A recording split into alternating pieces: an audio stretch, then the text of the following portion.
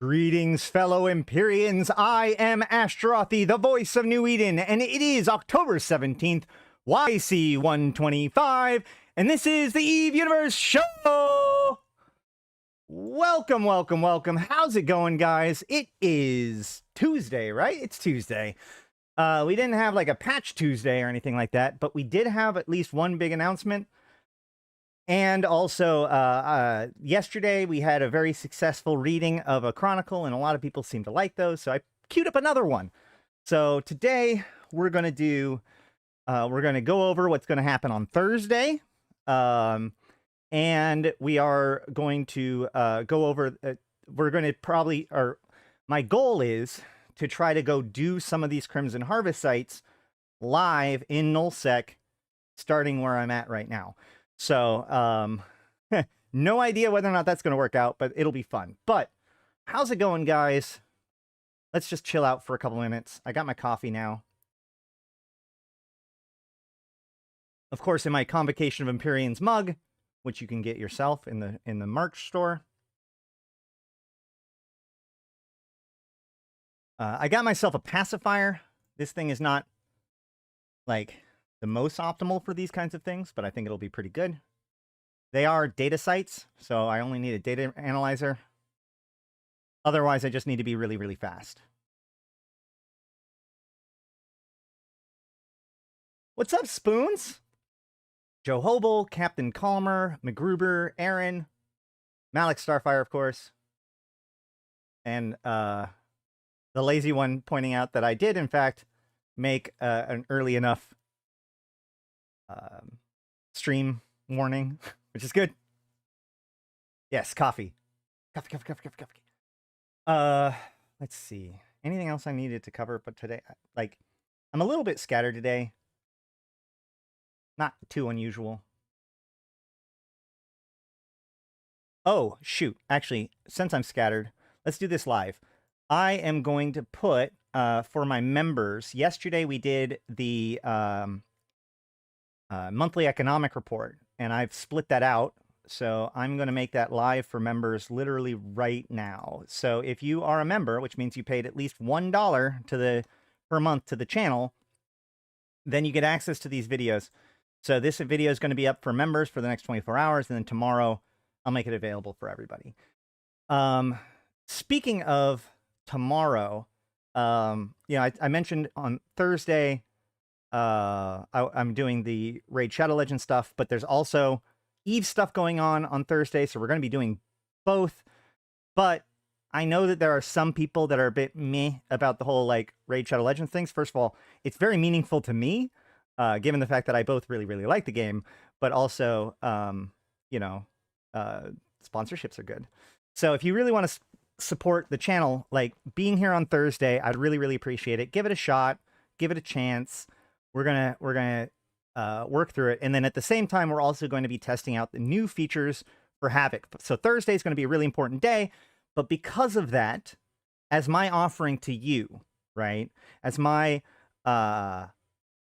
compensation for the fact that I wasn't able to stream last week and Thursday, just in case you have a slight of a negative feeling about it being about a different game, I'm going to give you guys a bonus episode tomorrow. My plan is to stream tomorrow and make some content, so that way nobody feels like they're missing out. But I need you to promise to be here on Thursday and participate, because that's really important to me. All right, so all that said, thank you guys for coming in. How's everybody doing? Let's see. Danny has been editing some videos for me, so make sure, if you haven't already, like the stream, but also subscribe to the channel, because we do come out with edited content as well as just these live streams, and the best way to find both of them is by subbing to the channel. Yeah. Hack hard and hack safe. That's the plan. That's the hope. But first, let's jump into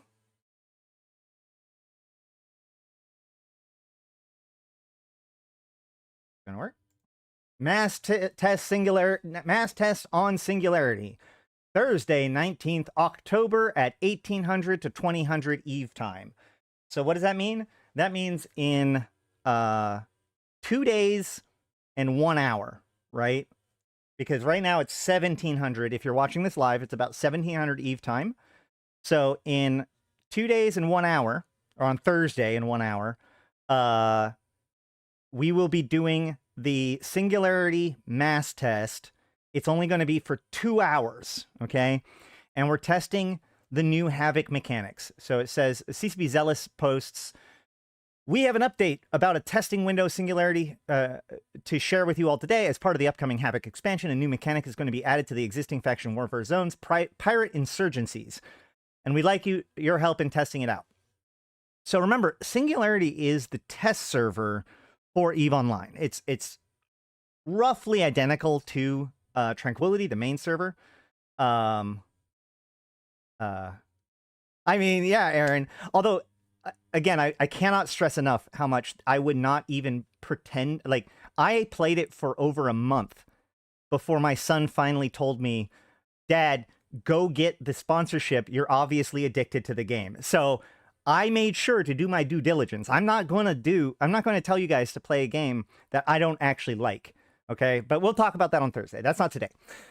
Today, we're going to be talking about this test. And so Singularity is a test server that allows you to,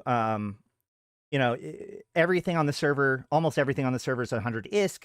You have these dev commands to allow you to move you to critical places, copy your skills over. Everything gets mirrored over to Singularity fairly often. And for most of EVE, Singularity has existed as this kind of perpetual thing that's online that people can go to test stuff, right? If you want to practice with the Abyss, or, try out new sites, or test out a new fit, or learn how to fly a carrier without having it be live.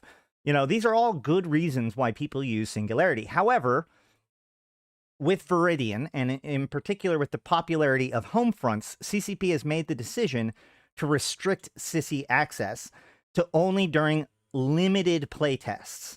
And I believe that this is the first of these limited playtests since that decision has been made.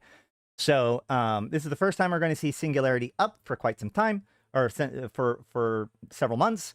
And it will be up for 2 hours total from 1800 to 2000. They'll be patching Singularity with several parts of Havoc expansion, not the whole thing, and won't be fully representative of the entire expansion. The primary focus is to test the pirate insurgencies. Some additional features are also included, but may not be considered final or part of the test. Yeah, so obviously the expansion is still a month away. There's still some development going on. There's still some testing phases going on. There's still some pieces that are not available for Singularity, but at the same time, it is fairly deep in its production. And that means a lot of things have been committed that may be half completed. So, they have this focus tested, but we might be able to see other things, which might be interesting, but we won't know until we get there. What exactly is being tested? Enlistment. Enlisting in the pirate factions, docking in one of the Angel stations, or Garissus stations. You can type move me and go to HTAC PA29 for the Garissus, or GTAC OQ68, or 86, sorry, for the Angels. These are the two systems that are connected to Zarzak, right? The Garissus system and the Angel system that are connected to Zarzak. There is a minimum requirement standings to enlist. However, you have access to the command /boost standings, and it boosts your standings to 10.0. I really hope that the battle cruisers, the Kizriels, will be seated. Yeah. Is Omega required to be on Sissy? Most of the time. I think so. I think so? No. I don't think so, actually, now that I think about it. In fact, not only is it not required... Man, I can't remember if there was like a requirement to have ever been Omega or whatever, but it is true that like you can go on Sissy and, well, at least when it was up all the time, who knows what it's going to be like now, but you used to be able to just get 500 Plex on Sissy pretty easily and then just Omega your account with that. So that way you'd be Omega on Sissy, even if you're not on Tranquility. So, yeah. Yeah, exactly what Jeff is saying. That's at least how it has been. I assume it will be the same going forward. Any rate, okay, and where they're testing insurgencies, primary corruption and suppression related content. Those enlisting or already enlisted with faction warfare factions should be able to assist with the suppression based activities. Those enlisted with pirate factions should be able to help with corruption based activities. The amount of suppression corruption has been significantly increased to accelerate the timeline of these mechanics. So what we're learning here is that we are going to be testing the different mechanics, but like how much progress is made per site is going to be greatly boosted. So we can't use that metric when we're going through this because, you know, obviously we have 2 hours, and so they want to see it play out in a short amount of time. So yeah. It does mention that anyone currently enrolled in faction warfare will not be able to retire and join the Angel Cartel Aristus due to the 20-hour cooldown between switching. Players currently enlisted in those faction warfare militias are recommended to represent those factions still in the war zone. So here's the thing about that. Because of the way that Sissy mirrors and everything else, even if you were to quit faction warfare like right now, chances are it would not be resolved enough on Sissy to allow you to join the pirates. So if you are in faction warfare, we obviously still need your help as a suppressor on Singularity. And if you're not in faction warfare, then you're free to join the Angel Cartel or the Gristus. How to connect to Singularity. Ensure that the launcher is patched to the latest version. Change the server from Tranquility to Singularity at the bottom right corner of the launcher and log in as normal. And then there's more instructions at the link. This is very, very simple. Like at the very bottom left, there's a little drop down. You probably never paid attention to it before. It's right next to where the player count is. There is a little bit of a side note where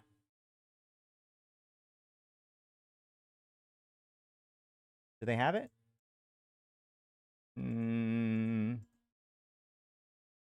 Okay, never mind.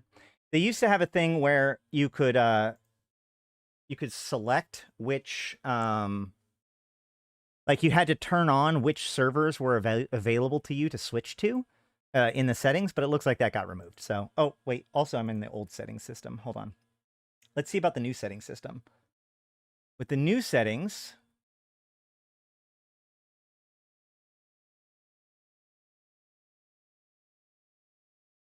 let me see.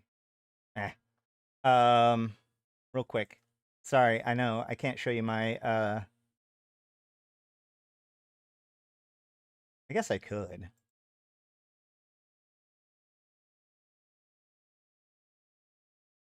Oh, in the so in the new server, in the new launcher, here I will do it. Fuck it.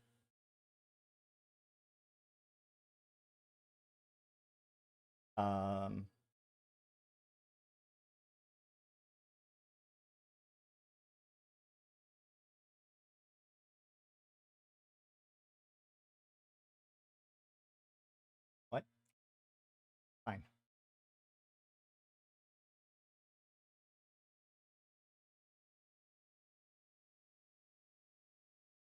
Games built with an electron cannot be used captured via game capture. Use window capture. Oh my god. Guard.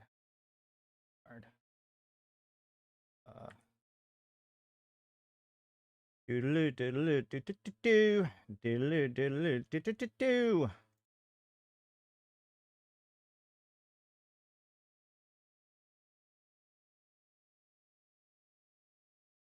And whoop. All right, so if you see over here on the newer launcher, you can see at the top right, there's this Tranquility with a certain number of players. If you click on that, you could select Singularity, which of course right now Singularity is listed as not ready. But on Thursday at 1800, which again is in like 2 days and 45 minutes, this Singularity should be available. You know, obviously it should patch ahead of time.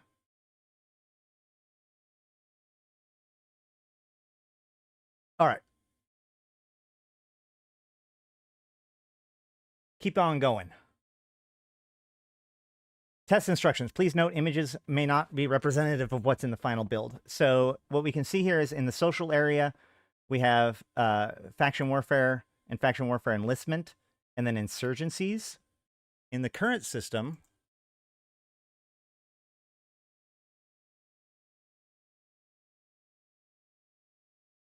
I can't really show you it very easily, but in the current system under activities, we just simply have faction warfare, which brings up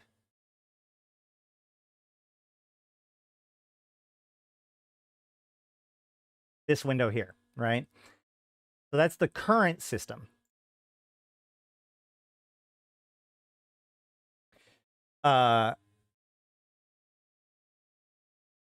Then select if you want to align with the Pirates or Empire factions. For this example, we'll select Pirates. So it looks like if you go to Faction Warfare Enlistment, now, so like Faction Warfare gives you details about Faction Warfare. Faction Warfare Enlistment is the enlistment path, maybe?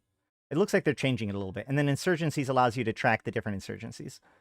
So, you know, here they pick Pirates, and then there's this big area that seems to suggest that there might be other pirates in the future, because that's a lot of space for just 2 pirate factions. Once you've selected a faction, if you aren't in a suitable location for enlisting, you'll be advised to the closest station by mousing over and initiate enlistment. And this says the nearest Angel Cartel station is in YZ-TAC LQL, which is 42 jumps away. Remember, you have the /move command that'll allow you to teleport directly to the Angel, you know, headquarters and curse. To find an active insurgency, use the Neocom under activities. You'll find insurgency option. So you can see, like, just underneath the faction warfare enlistment. Opening the insurgency window will show you locations with active insurgencies for Angel Cartel and Guristas Pirates. You can change the focus at the top of the window. Head to the system with an insurgency in it. You can find the location of the pirate fob on the far right of the screen. This is a good starting point. I wonder if they are going to have the shipcaster working yet. Or if we literally have to physically fly there in order to make this work. It'd be really cool if they opened up Zarzak, or the Fulcrum, and allowed us to dock there and like seed that system or station, but I assume that they don't want to reveal the station interiors until they're ready to show it off.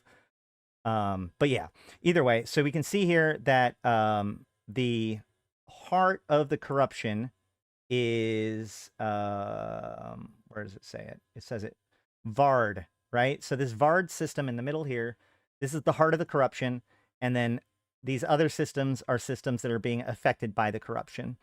And you can see that there's a suppression stage and a corruption stage, and here are the different systems. So that, like, when you fully corrupt a system, you'll get a dot here. If you fully suppress a system, you'll get a dot here. Once you get 5, you win the entire insurgency. Okay. Yeah.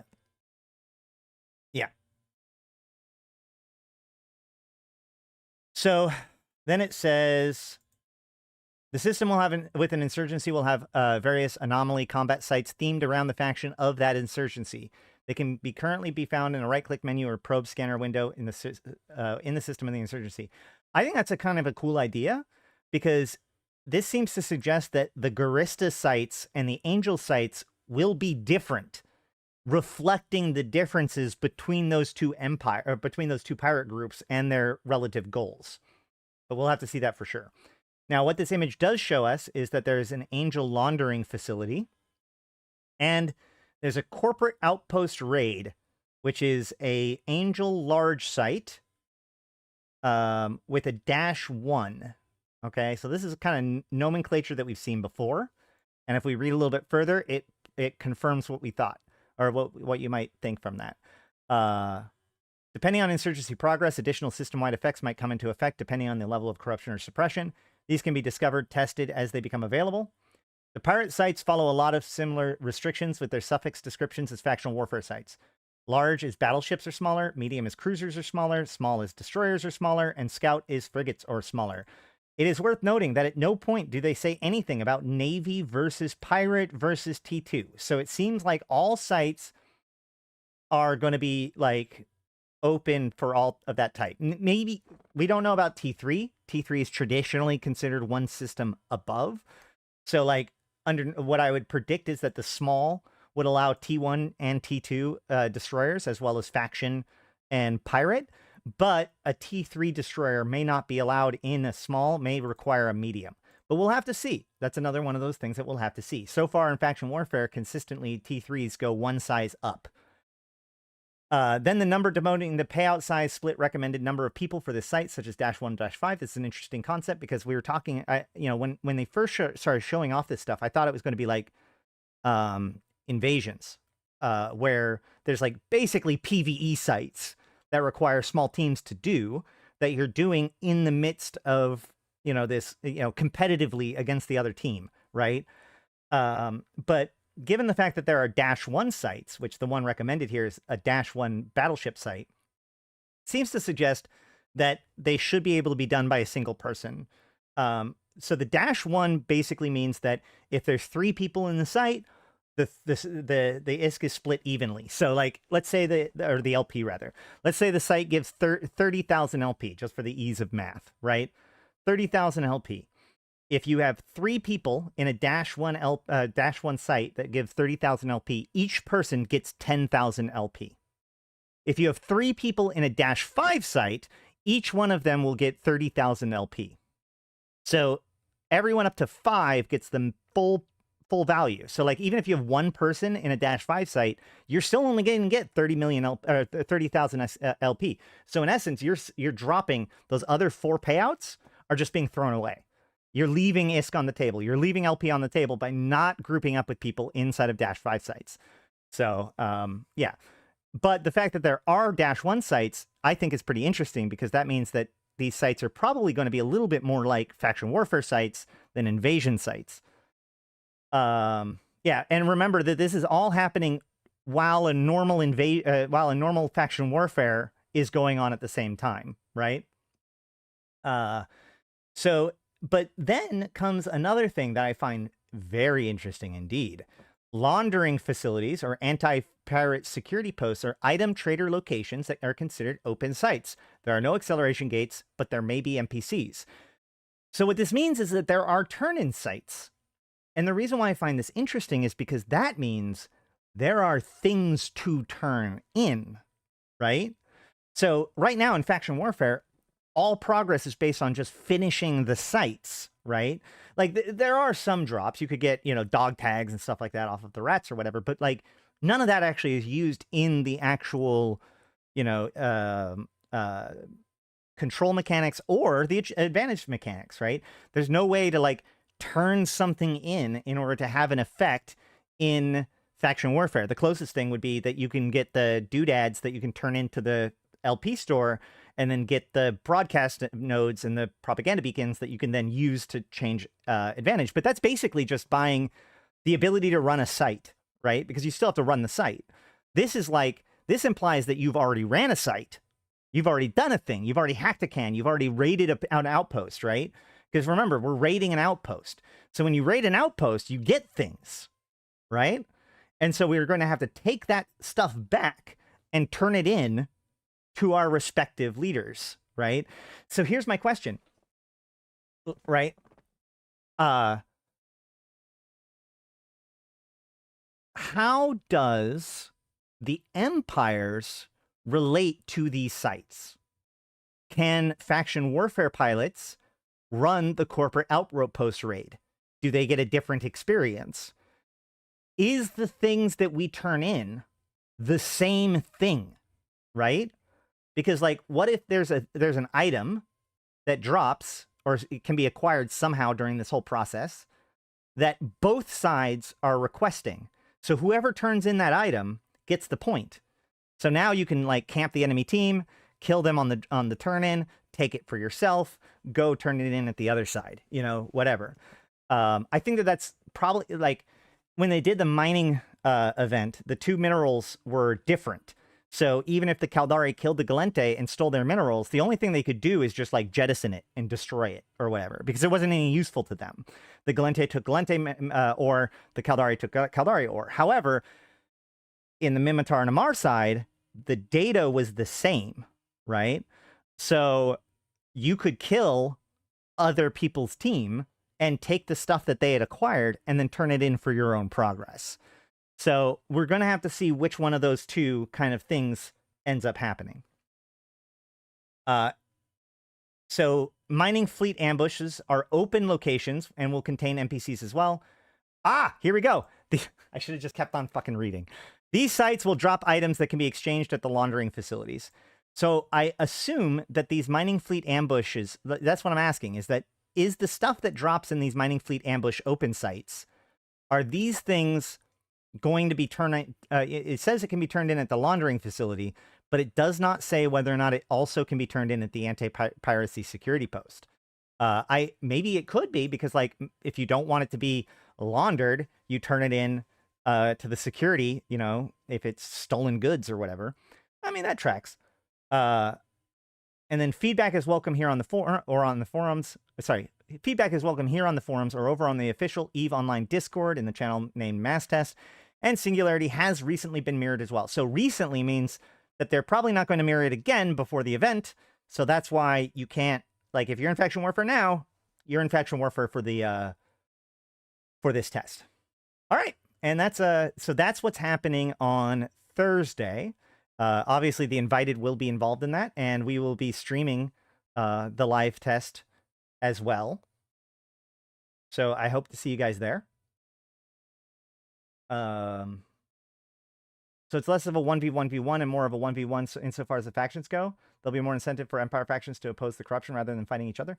Well, so that's the thing. It's a difference in priority, right? So the thing about these sites, the thing about the insurgencies are, remember, insurgencies only go towards front lines, and front lines are the most contested systems in the war zone. So yeah, they might just stop doing everything, you know, what they're doing in order to help fight the corruption. But remember, any effort that they are putting in to stopping the corruption is effort not being put in to either defending or taking that system. So they're going to have to divide their efforts. Do you work together with your enemy that you are actively fighting over this system for in order to stop the insurgency or not? And I think that right there, that is the big open question. That is the X factor of EVE, right? Because that's what we will decide, right? You know, I've theorized about all kinds of different possibilities, because they've talked about, like, when it becomes corrupted or suppressed, when it resets, it might go back to 0, which means a defender might be inclined to want to suppress it or corrupt it in order to be able to hold it during that time, right? To stop the faction warfare advancement. Because remember, like, to Galmill, the insurgency will be just an inconvenience, a twist, getting in the way of their larger effort, which is taking territory from the Caldari and holding it, right? Like, so I don't think it's going to be quite as straightforward as just, you know, oh, well, it's 2v1, you know, it is not that simple. Now, the mass test may be more that way, because obviously the faction warfare pilots don't have some greater reason to care about the faction warfare side of the fight as opposed to the insurgency side of the fight. But when it comes to live, that's going to be critical. Because, again, so another piece of this is that, yeah, sure, okay, great. The home system is highly fought over, but it spreads out 3 different jumps in every direction. So anywhere that they're trying to suppress, we could just go somewhere else and corrupt it instead, right? Like, I think that this represents a very, very fluid and chaotic dynamic into faction warfare conflict. And I'm really excited about it. Obviously, we won't see all of that impact in this mass test, but we are less than a month away, guys. I'm so excited. I wonder if they're going to set up Edencom as a foil to the pirates. So they did at first suggest that Edencom was going to be showing up to suppress, but universally the faction warfare pilots have hated that idea, because faction warfare pilots aren't guaranteed to be friendly with Edencom. I'll just put it that way. The scram warp disruption range bonuses seem very strong. Wait, do we have... Wait, what are you talking about? Oh, are you talking about, like, examples of stuff that they were talking about during the test?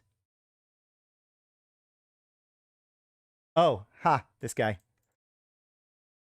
All right, all right, all right. He got me. Just to be clear, pirate insurgency mechanics. There'll be a few additional elements that'll be viewable. Yeah. Okay, never mind. Oh, yeah. The stuff they showed at FanFest. We're going to have to see which of those things kind of translate. You know, they even said at FanFest, it really felt like these were like spitballing ideas. So,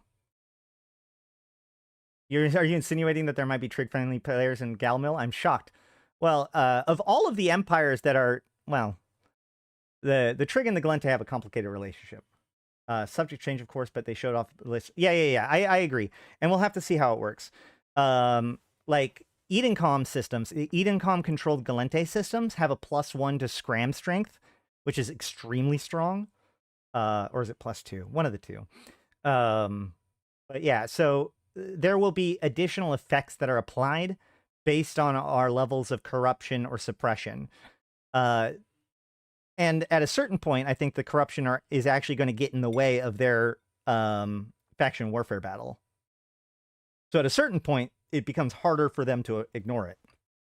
And in theory, depending on how the insurgency goes, we could shut down that entire front line until the insurgency is over, which we're not 100% sure how long an insurgency will last, but it seems like it'll probably be like a couple weeks at most.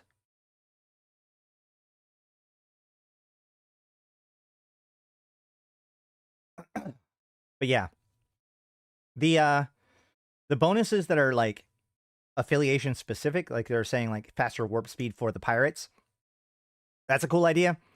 I think that Gallente should, I mean, like, it could be really cool if each empire got a bonus for their empire type, right? Like if Caldari got, you know, maybe a jamming bonus or whatever, the Gallente got the further scramming range, etc., etc. It could be an interesting way of looking at it. It would not be balanced. Like a Mimitar web and target painting range versus a scram disruption range. I don't think that those are necessarily equivalent, but you know, web range is pretty strong. Let's see. Yeah, I think that's it.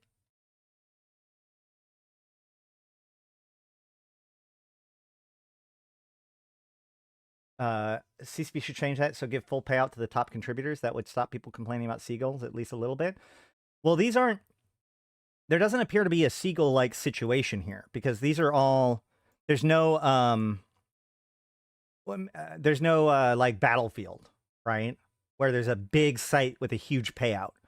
You know, these sites, I assume, are going to be very much the same as Faction Warfare, insofar as they will have a gate that goes in, because otherwise you wouldn't be able to restrict the sizes. And so you're going to land directly on the beacon. And so that alone helps against seagulls. But also, there's not a seagull problem in plexes themselves, because plexes require you to be within 30 kilometers of the actual button for it to count you.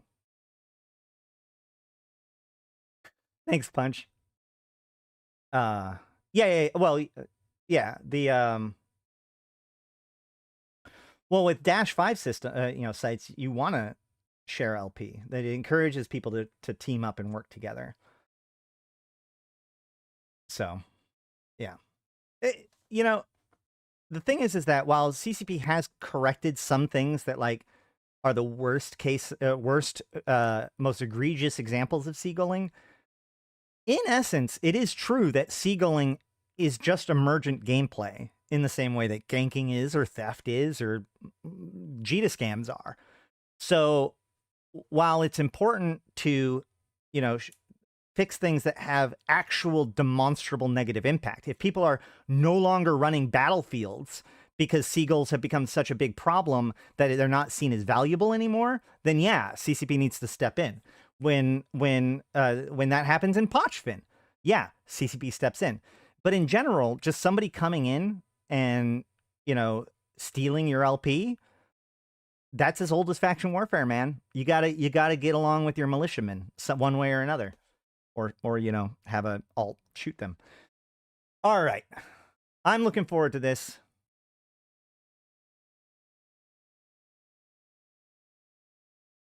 I hope you guys too are too. I'll see you guys on Thursday to do this. Moving on, I do want to bring up my friend brought this to my attention. I want to highlight a creator and introduce you guys to them. Where is it?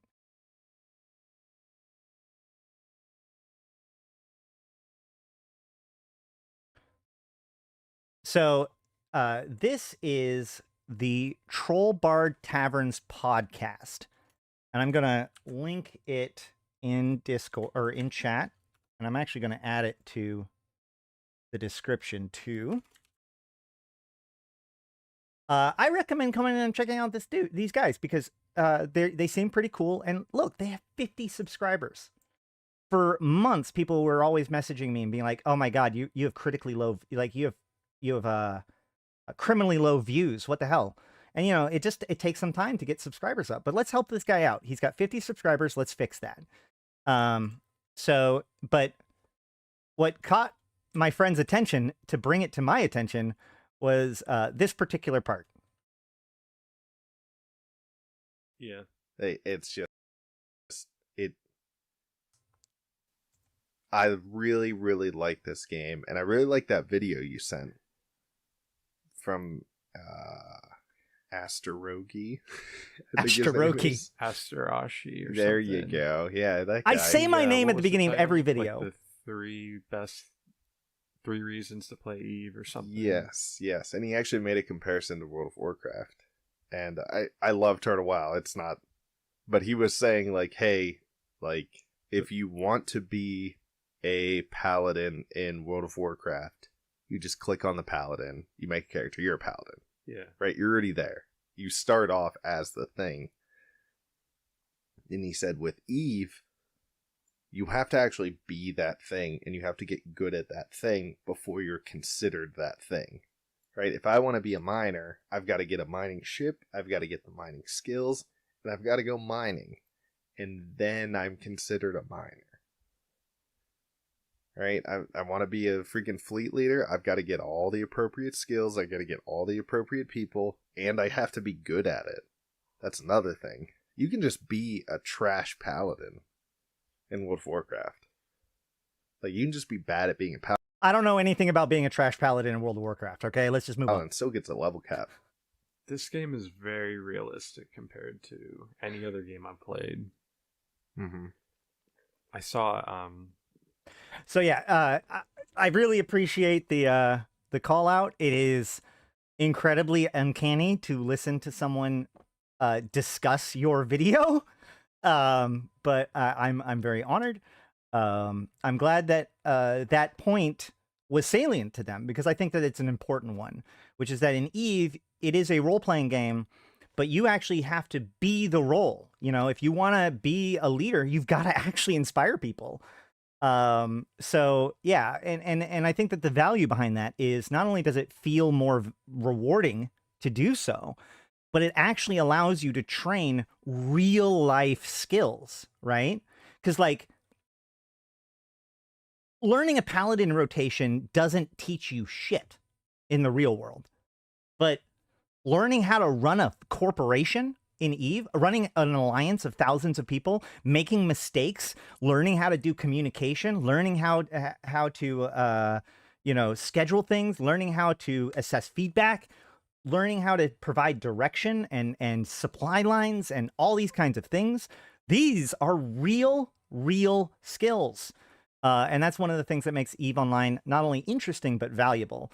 So either way, it's a very good podcast. It's 2.5 hours long. It's kind of fun to listen to some pretty well-spoken, but very new players talking about their experience in Eve.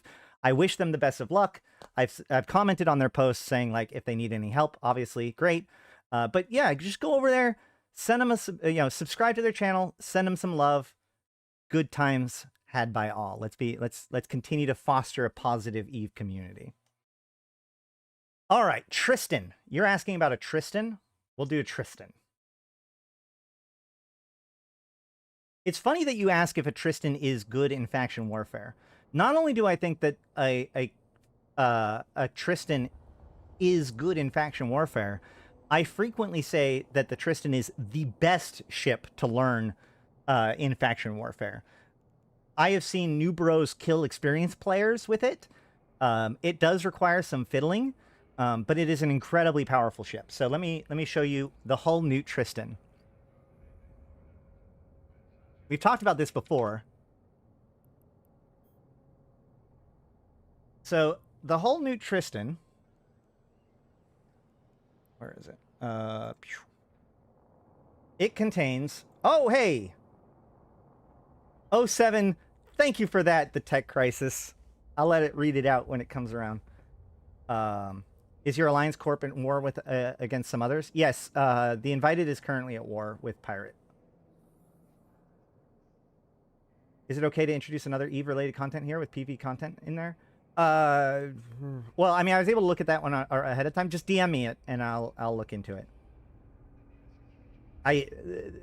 Allowing you to post links is apparently not a thing that I can do. I tried that yesterday. Okay, so the first thing about the whole new Tristan is that you do need Drones 5, okay? Which is what Aaron is pointing out. This is why I think that Drones 5 is probably one of the few skills that I advocate to be to be removed from the game. It just seems so bullshit that there's one weapon system that has to train a skill to 5 to even use it to its full extent. But either way, you'll want to have Drones 5 first before running this ship, but otherwise it's pretty straightforward. You get, and if you don't have Drones 5, you can get 1 million free SP by using the link down below. Or in the chat, you can get 1 million free SP It's to be used wherever. for you to catch your show live, so here is some cash. I appreciate that, Tech Crisis. Oh no, is that? Yeah, okay. So if you use that link, it'll send you to one of my staff or, whatever link, and you will get a free 1 million skill points, and they'll get some bonuses, and it helps keep the show coming. So, all right. At least they removed the war deck without structures. I agree. So we have things compartmentalized. So Malro and Convocation of Empyreans is not war eligible. The Invited is war eligible and is currently at war. Yeah, I agree. Just change drones to be a damage bonus. I agree, but that's not. We're not there right now. I wouldn't even use a damage bonus. I would do something else.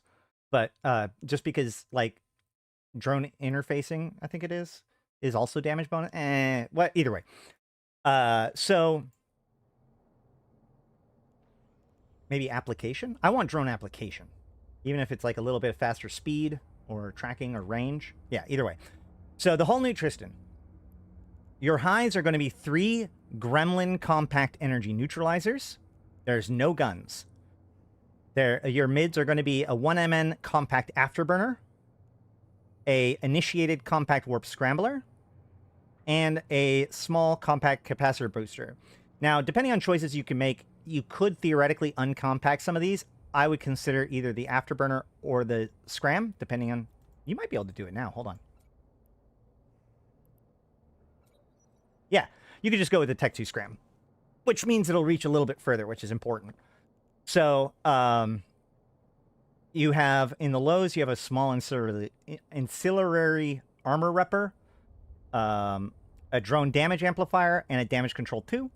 And in the mids, you have small transverse bulkheads. Now, you can choose whether or not you want to bling it out to bulkhead 2s or 1s. The bulkhead 2s are going to be 2.5 million each, 07. Whereas the other ones are going to be dirt cheap. But, it's still less than it's 15 million total for the whole thing. So let's talk about how this works. You put in the cap charges, you put in the nanite repair paste.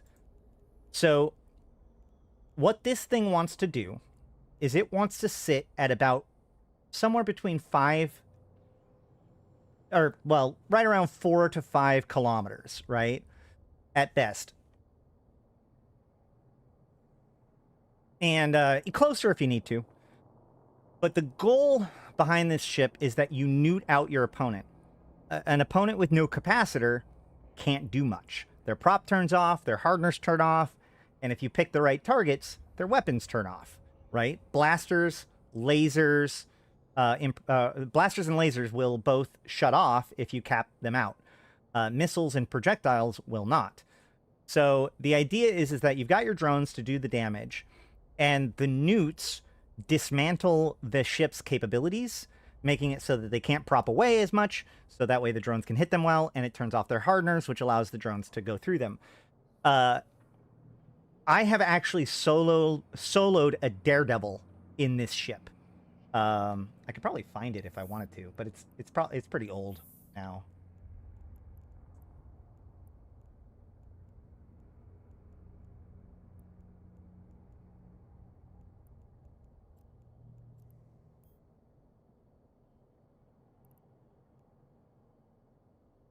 Basically the same fit works amazing well with the algos as well.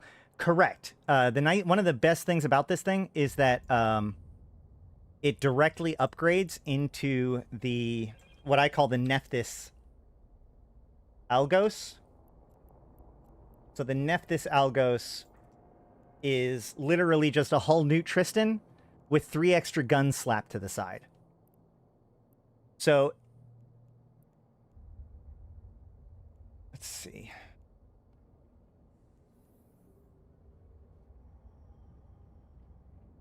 The key behind the whole Newt Tristan is the fact that, as it says in the description, is the fact that it uses a hull tank.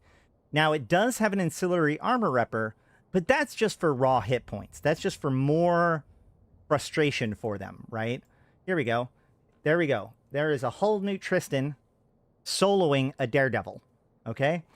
So the way this works is, well, in this case, he got me down.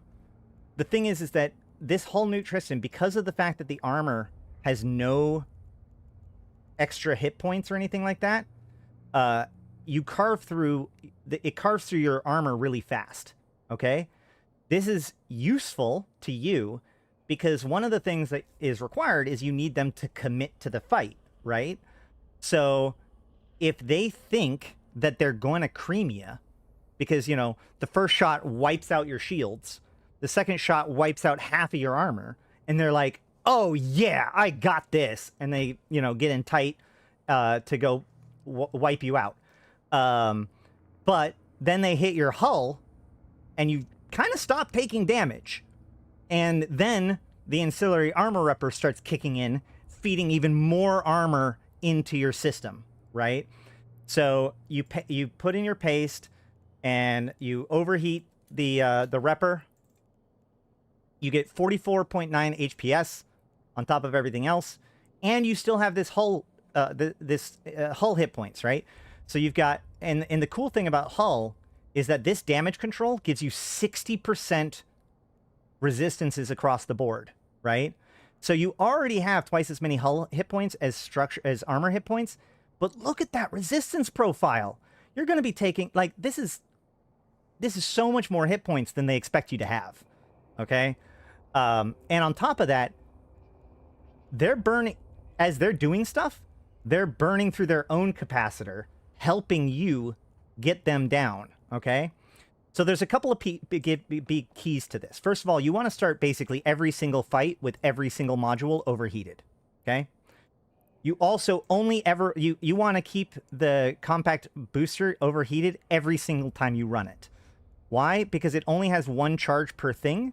So it'll run that charge, it'll cycle faster, reload faster, and give you the cap booster faster.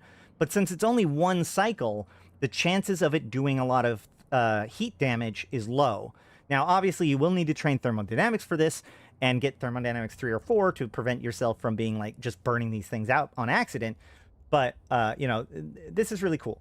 Now, you only keep it in this state for the first few seconds, okay? The first few seconds of the fight is the most critical because the enemy is going to, especially if you're in a plex, the enemy's coming into you. He wants to get away from you. Well, either he wants to get away from you or he doesn't, right? If he wants to get away from you, you want him to not get away from you because your range on your newts is only 4 kilometers. That's your weakness. You don't have a micro warp drive, so you're not that fast. But you do have a scram, so you can shut off their micro warp drive. However, they can always pulse the micro warp drive before you can get the scram and get a little bit of a burst of speed and try to get away from you. So this moment in time in which you're trying to gain control of the target is the critical point, right? Once I know that I have caught up with them, right, that they're not getting beyond 9 kilometers from me, then I can start cooling things off. You know, I cool off the scram first because I don't need the extra range if they're going to be within 7,000. Then I cool off the afterburner because if I've caught up, then that's great. The armor repper is still overheated because I don't even need to use it yet. And the newts are overheated, right? I let the newts remain overheated for a few cycles. And then what I tend to do is, like, when I stop taking extreme amounts of damage, that's when I start doing this, right? Well, within basically around the same time that I'm cooling off my afterburner, I start cooling these off. Like, I'll cool off 1. But then once they start showing signs that they're capped out, I'm going to shut off all but 1 newt and have it not be overheated. Okay? This is what's called a maintenance newt. Why? Because obviously they're going to be continually regaining capacitor. And so this newt is enough to keep that recharge eaten up so they can't do anything. Well, what are the other 2 for? Well, that brings me back to my kill, which is I got the Daredevil down, you know, by the time he got me to about 90% hull or so, and I neuted him out. So he saw, I fell really fast all the way down to like 80% hull and then just stopped. And that's when I knew I kind of had him, right? So I did exactly this. I went down to 1 newt and waited. And then I saw him suddenly rep and start shooting again, which means he cap injected. Which means I slam on the other 2 newts, eat the remainder of his cap, and then cycle them back off to wait again for him to do it again. And then he never got to do anything. He just got to die. The biggest weakness of this ship is the absence of a web. So if you can have a friend that is to support you, you know, the thing about Hull Nutristans is that they team up really, really well. Yeah, this is Infection Warfare. The Hull Nutristan really shines in Faction Warfare because they have to come into you to the Plex. If you have to actually catch somebody, like on a gate, this thing is awful. This thing is horrible if you can't guarantee that they're going to show up, like, right next to you. I mean, it's not horrible, but, you know, it's not nearly as powerful if you can't ensure that they have to start directly next to you, you know? So this is a very powerful ship. Once you start taking once you're down about a quarter of your armor, you can start repping your ancillary. Remember, it doesn't actually matter whether or not you run out of armor because most of your hit points are in your hull. The ancillary armor repper is just to give you more raw hit points to try to pull it back towards the end. You can start it too late. I have had times where they've cut through my hull without my armor repper even running out of paste yet. That's just bad piloting. Probably should have started a little bit earlier. But the key is that you don't want to over-rep with these things. You've only got 8 cycles with nanite paste. So you don't want to start cycling until you have enough armor damage to justify it. Likewise, this cap booster, like I said, you always want to have it be overheated. And if you do it right, the cap booster should always be coming back online just in time to have to use it again. What about a nice Cat Navy fit? Yeah, that's true. If you hit all 3 at once, and then you can stagger them. You go, boom, 1, 2, boom, 1, 2, boom. So that way there's constantly a newt hitting them. No matter what they do, there's always something being drained away. That's a good one. Same as if you know, when you have multiple reppers, you want to stagger your reppers for exactly the opposite reason. All right, so you want a Catalyst Navy issue? Here's the Bastet. The Bastet, this version of the Bastet does require a power grid implant, but I think that there's a way to do it to make it so you don't need the power grid implant. But either way, you can just turn off the NOS if you want to. So what does this thing do? Well, this thing does 343 DPS with antimatter and 443 DPS with void. You're going to want to use antimatter on anything that's your size or smaller. Void should be reserved for only things that are like cruiser and above. It has a micro warp drive, so it's super fast, going at 1700 meters per second. It's got the web, It's got the scram. So the reason why this is, when you see this sort of situation, normally I don't recommend a micro warp drive with a scram. I recommend an afterburner with the scram, just like with the new Tristan. The nice thing about that is that even if you are like committed to the fight, both sides are scrammed, your afterburner makes you slightly faster, so you can actually break engagement, get out of scram range, and get away in a whole new Tristan way better than you can on a ship that's like deep committed, right? Like if this thing gets close to somebody and you're both scrammed, you're not leaving without them dying, right? Because your micro warp drive's shut off. But their micro warp drive shut off and they're webbed, so they're not going anywhere either. You do have a plate. That is because of the bonus. You actually have a 75% reduction in the mass penalty bonus, mass penalty of the plate. So it doesn't slow you down very much. And then, you know, we have the try marks to back it up. So this is actually a real legitimate armor tank. It's got a lot of buffer, and it's got the ancillary armor repper, and it basically just vomits damage. Correct. 5 drones is very unusual, and basically, yeah, it's Gallente. 10 afterburner Cat Navy is good. You know, look, overpropped AB is one of those things that seems really good, because it's like, oh my god, I go fast even if I'm scrammed. But don't forget the amount of inertia that it piles onto you. Like, you gotta give it time to get up to speed. You gotta give it time to turn. It is not as nimble. It is fast, but it is definitely not nimble. So keep that in mind. In fact, if I was going to do a 10 MN afterburner Cat Navy, I'd probably go with rails.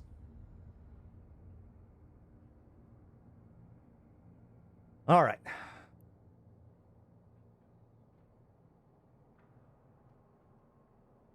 Anything else?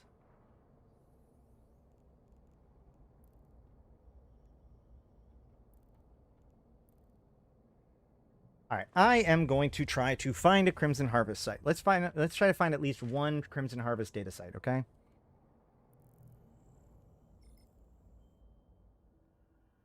I left Faction Warfare on my main because I lost my ships randomly, so I started a new tune specifically for Faction Warfare.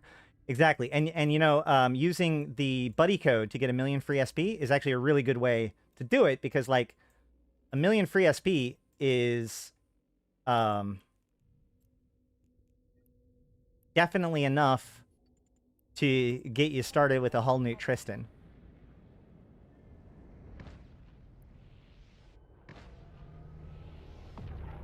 Oh shoot, I messed up. Oh well. And there's only 2 SIGs here. Let's go look at the map. There's a lot of people in local right now. Makes me kind of nervous. Our RMOC is a very common, or like that place is commonly camped, along with SeaTac L, because that's, if you look at it, that's the pipe, right? Here's the entry, here's the exit. So yeah, we got to be careful with that, but I'm going to go check this system first.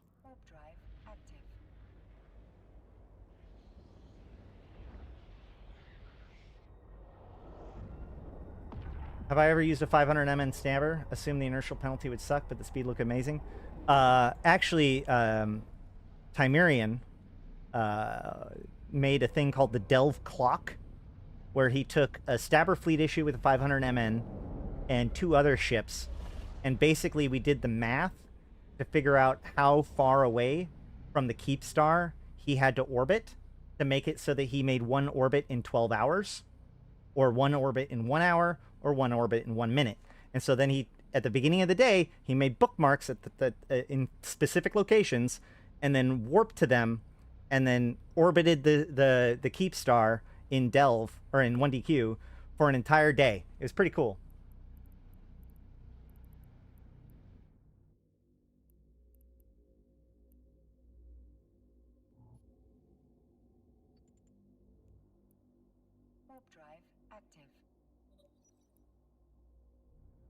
Pro tip, you can actually hit your micro warp drive up to 1 tick after you use stealth, or you use a cloak. This is why, like, when I'm doing the cloaky micro warp drive check, generally speaking, I cloak first, then micro warp drive instead of the other way around.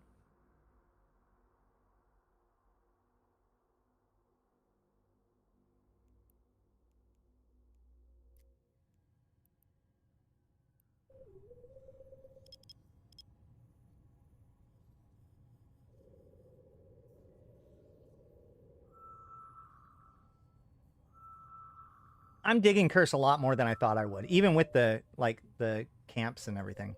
Combat site.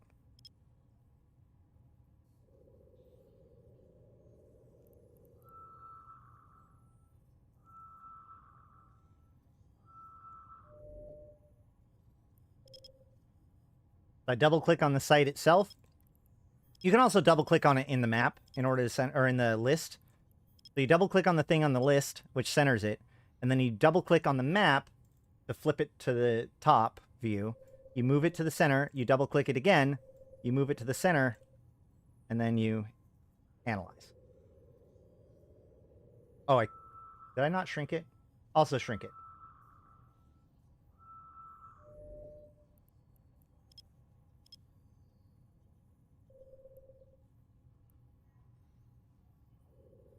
Why do you have no nullifier? Ballsiness. Can a pacifier even have a nullifier? I don't think a pacifier can have a nullifier, can it? Angel base.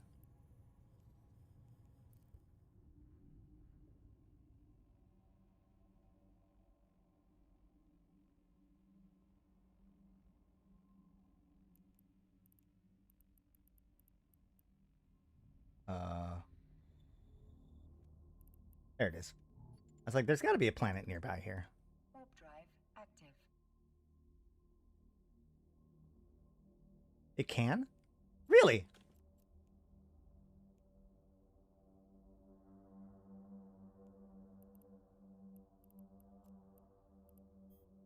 What can and cannot use a nullifier is always very confusing to me.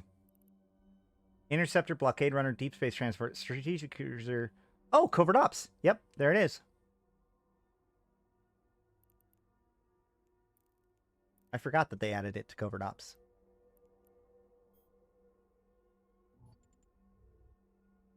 Warp drive active. 07 Eagle Firefly Gaming. How you been, man? Are you streaming? You're on Twitch, right? Are you on Twitch or on YouTube?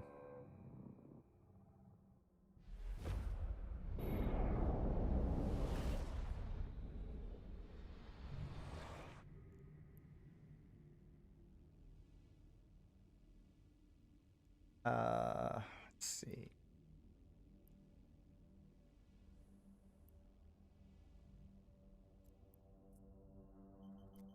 Warp drive active.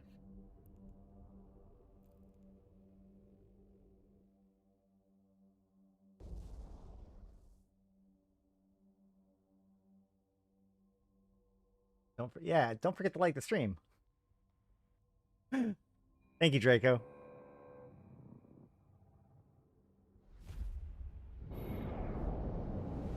The end of that list. At first I thought it said Mahler. What are you talking about? The scrolling at the bottom? What do you mean? I don't understand.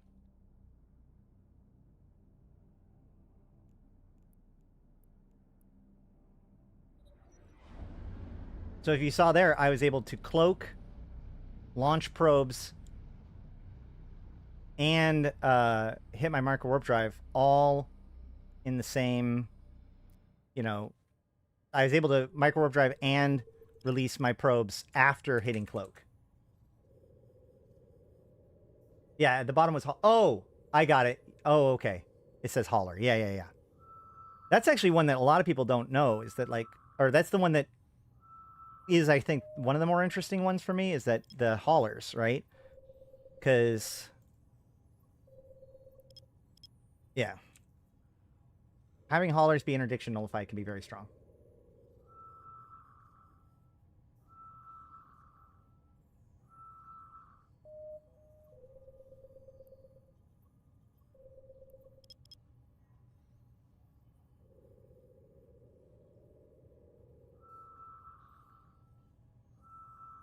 The combat sites have been trash for me. Hacking sites good. Are you doing Tetramon? the Tetramon sites have been amazing for me. Like, stupid. Like, I was like, I think that this is too much in high sec. I was getting, like, more frequently than not. Hey, thank you for that. More frequently than not, I was getting like 80 million plus per site. Which is insane for a high sec site in for events. But like I was getting that multiple, like fairly frequently. Also, remember if you're doing the Tetramon side, you gotta try to loot all of the wrecks.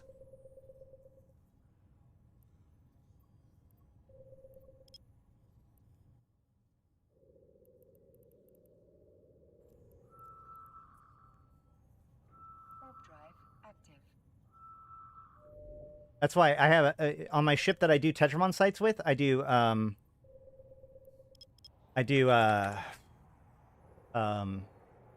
have a tractor unit on my high slots, so that way I can tractor in wrecks to check them. Oh, look, there's one can. There's only a can. Oh, somebody's hacked the other 2 cans. But I still get to do the points.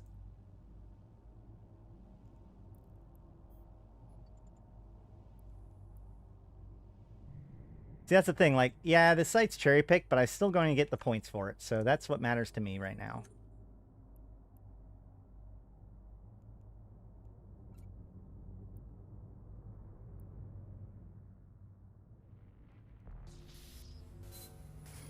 Ooh. Boy. Suppressor first thing is a good way. Oh my god. How do you say that you don't want me to win without saying that you don't want me to win?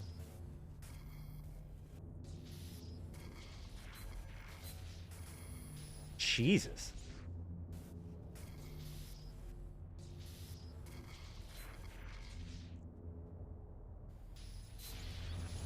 Oh!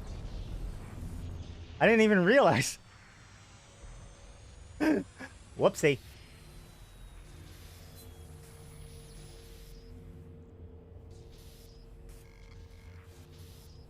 How not to hack in 3 easy steps. Got some rule of 6 over here. Hey! Rule of 6 with a suppression node. So where is it? There it is. So that node had 6 adjacent nodes and a bad thing inside of it. So I knew that one of those adjacent nodes had to be the core. And I get 1.6 million. Is meh. But I do get one of these needle jacks, which I could theoretically use to teleport somewhere else if I wanted to.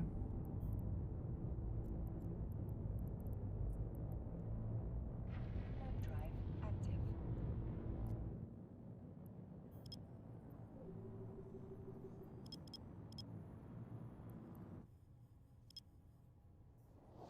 Tetramon are one of the Amarian military orders, similar to Knights Templar.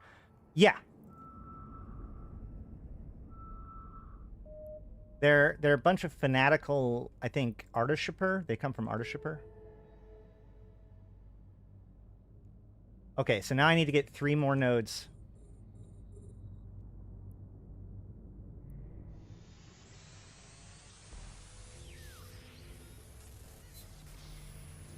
I'm not expecting very good loot out of this stuff because obviously the site has already been cherry-picked. Hey, rule of 3. Or rule of 6, rather. Derp, derp, derp. There it is.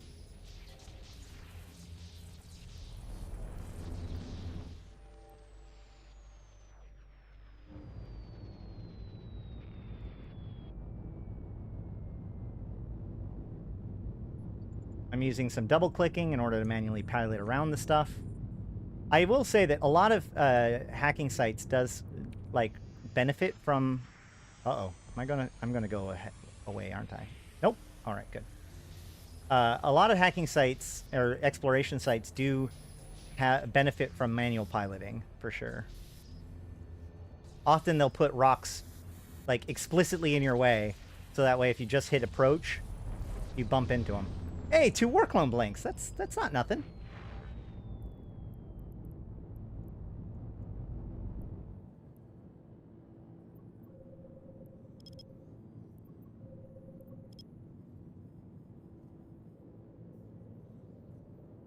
Yeah, House Sorum and House Arderspur. That's correct. Or just used for storyline modules. That sounds right. We could look into it.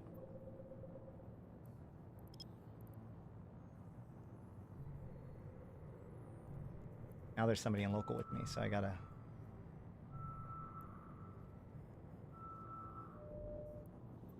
Ooh, another data site.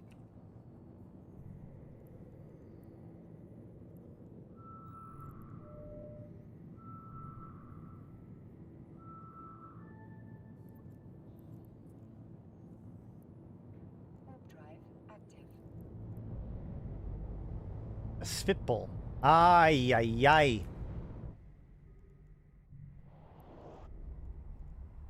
Well, that's not my favorite.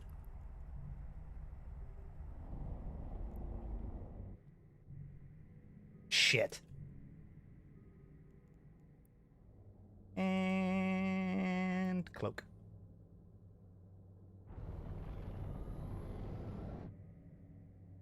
All right. So as you can see, there's combat scanners out. Svitbull is a T3 destroyer. T3 destroyers are bonus to be able to have combat probes on them very easily. I knew as soon as I saw a Svitbull that I was going to be in lots of trouble. So here I am now cloaked. We'll see how it plays out.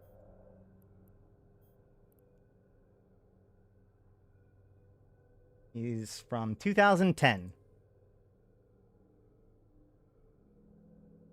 Are you in the chat? Yeah, you can always hang on to things that look worthless.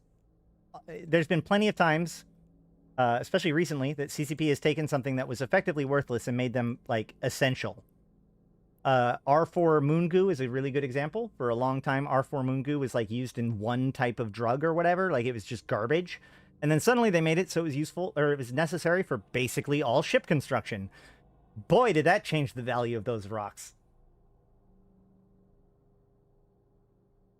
I definitely want to stage in Zarzak when it comes to actual invasions, but I do want to have, a setup in Angel space for, like, Angel missions and stuff, if that's what I'm going to be doing.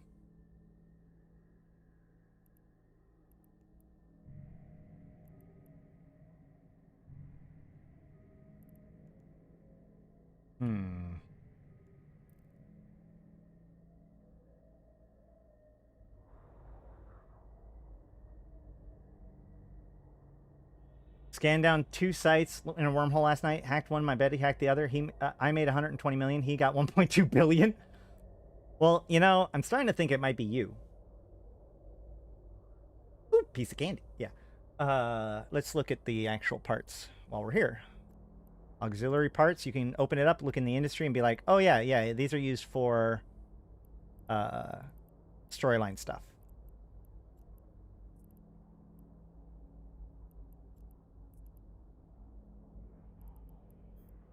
There's that heavy moat energize neutralizer. What are these for?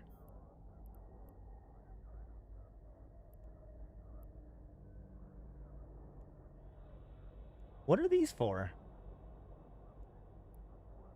Designed for use in Omar technology, this portable interface permits its user to course through the electronics stream of item schematics, hunting down the stray bits of data necessary for the grand creation. Only one data interface is required for invention. The tuner interface is used in rig invention. What?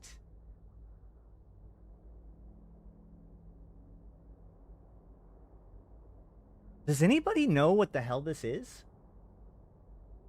Is anyone still giving Deathless billions of worth of items, or did they figure out the reward was not worth it? Oh, man, those destroyers are selling for billions. It's for T3 subcomponents, if I remember correctly.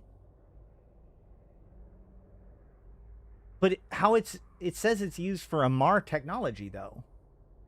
I guess it could be used for a Legion.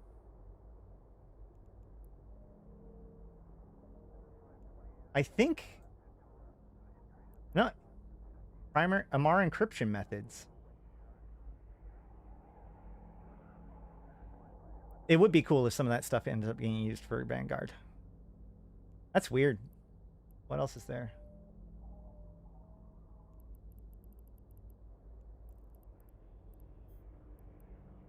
Occult ship data interface.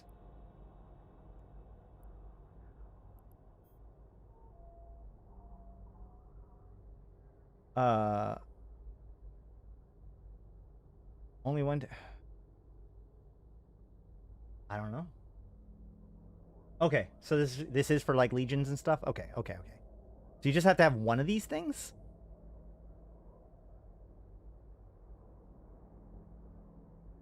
Huh. You learn something new every day. Oh, he's gone. Perfect. And just in time, I'm 150 kilometers from all the cans. So I can just go whoopsie doodle. Warp drive active. Actually, I'm going to stop. And I'm going to bookmark. Since I'm here, I might as well. Pounce. Warping to Stargate. Hey, thanks for that. Warp drive active. I see those occult things listed as modules that CCP made it obsolete. Interesting. That's weird.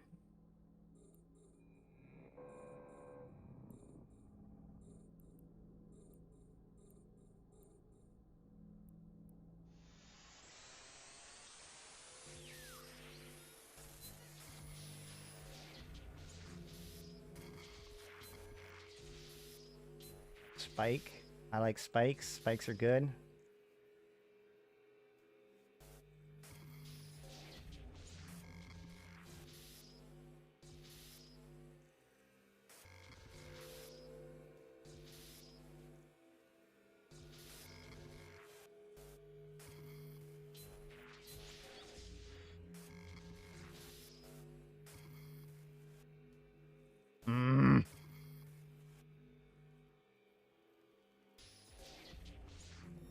There it is.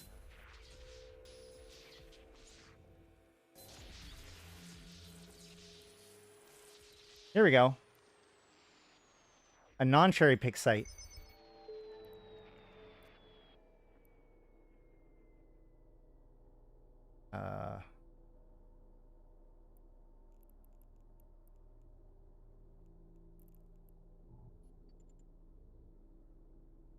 Warp drive active.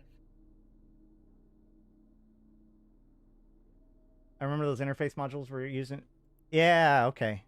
I was thinking it was like related to RAM because I remember RAM was like Warp drive active. they changed RAM a lot.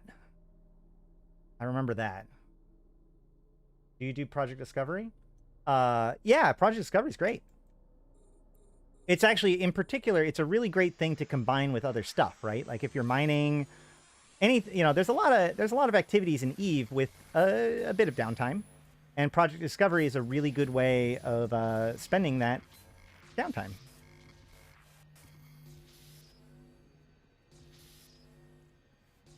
I mean, it's either that or don't do Project Discovery and not get the extra money, so you might as well, right?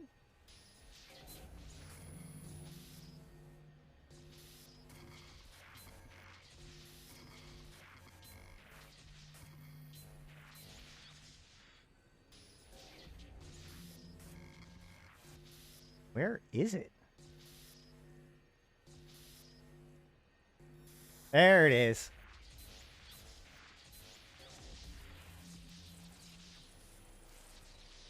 Another 7 million.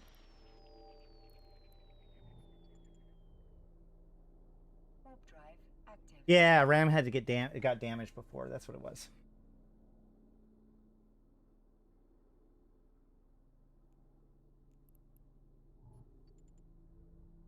Warp drive active. I will say that of all the Project Discoveries so far, I find this one kind of the most obtuse and hard to do. They are talking about redoing it next year, though, so...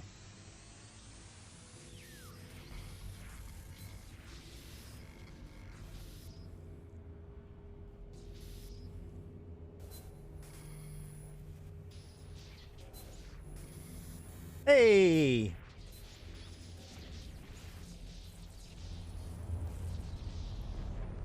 Another 7 million.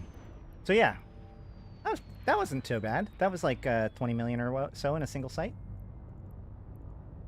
It's pretty good for a hacking site, that's for sure.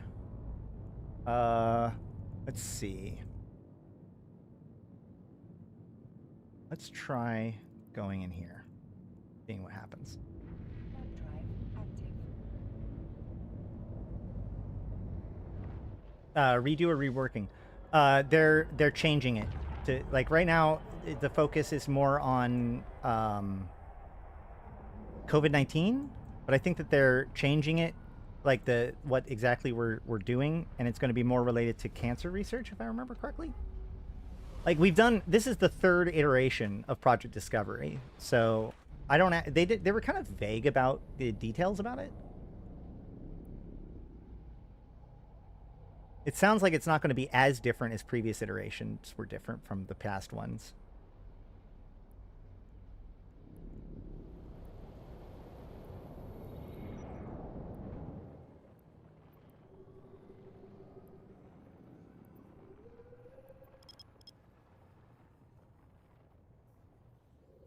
Canonically larger ships are crewed even with a capsule? Yes.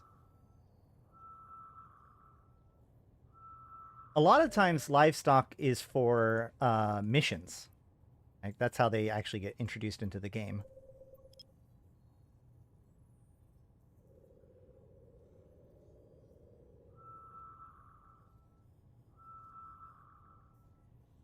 The planet hunting one? Oh, yeah, the exoplanet one? Yeah, that was a good one.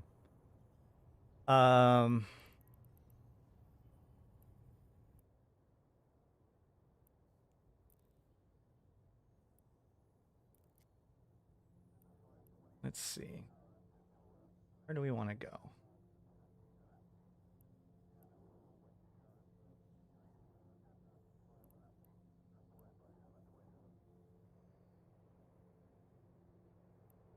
There's Zarzak. So that's the system that Zarzak connects to.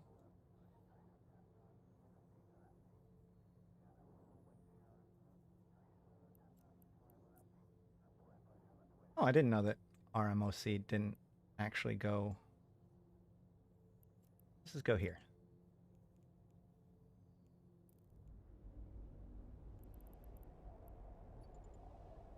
Warp drive active. According to that chart CCP put out years ago, even frigs have at least one crew member, even with the pod. Actually, in the Frigates of Eve book, every single frigate listed in the Frigate of Eve book has a crew of one with the capsuleer. In other words, the capsuleer. Oh no, there's a heron! There's a pretty decent chance of a person that's doing exploration. And also, even the chart that CCP puts out, it says that pods significantly reduce the amount of crew that's necessary. So while a frigate crew may have like 2 or 3 people under normal conditions, the whole point of having a pod pilot is that you only need the one. Now, larger ships absolutely do have crew, for sure.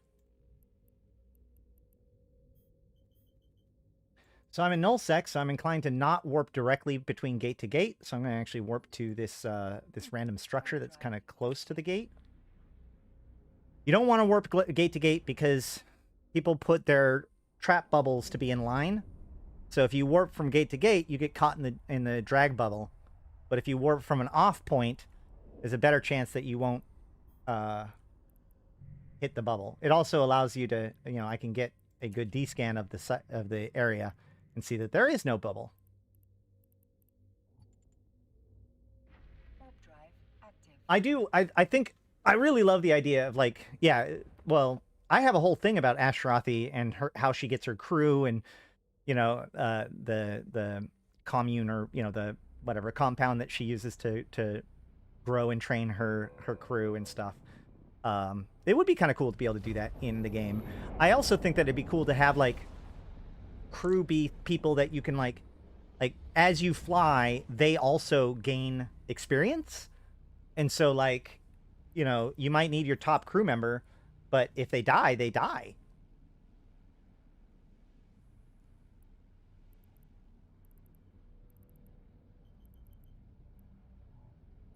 I'm sure that CCP would complain, or somebody would complain that CCP is doing like a money grab with that or something. I don't know.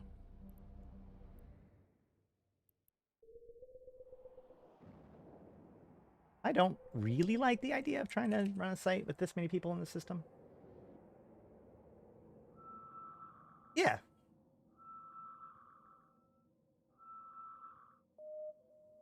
Maybe even you could get backups of your clones of your, or you could get backup clones of some of your crew, so that way if they do die, they just get reverted back to their backup clone point. Who knows? I really do like the idea of having a crew, though.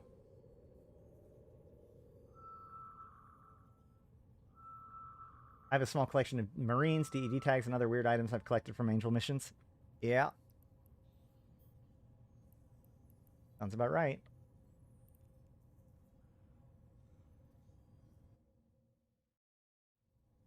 All right, I am going to go one more jump. We'll check this place out, and then I'll do the reading, and then we'll probably wrap up for the day. Warp drive active. Sounds like a lore change. The chart says minimum crew of 1 to 3 in addition to the pod. No, I think that the minimum crew of 1 is the pod. Like, the pilot is the 1.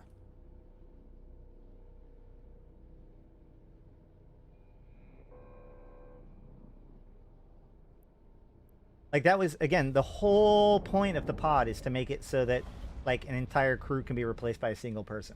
Especially in the smaller ships. Hey! Wait. What's going on here? Wow, this is a big system.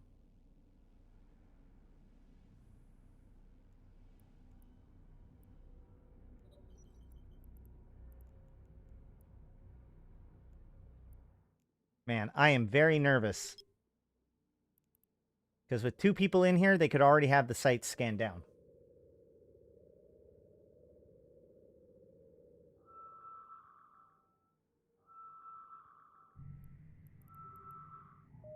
In fact, I'm going to warp around and see if I can figure out who they are.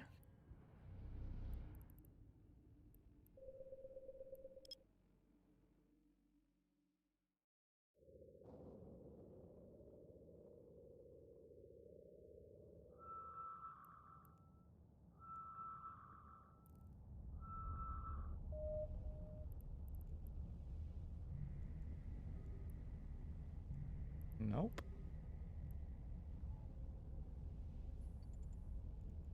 Warp drive active.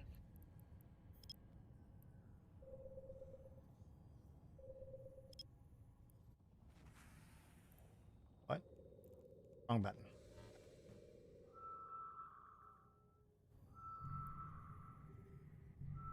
Yeah, I can't find anybody in this system. That's not great.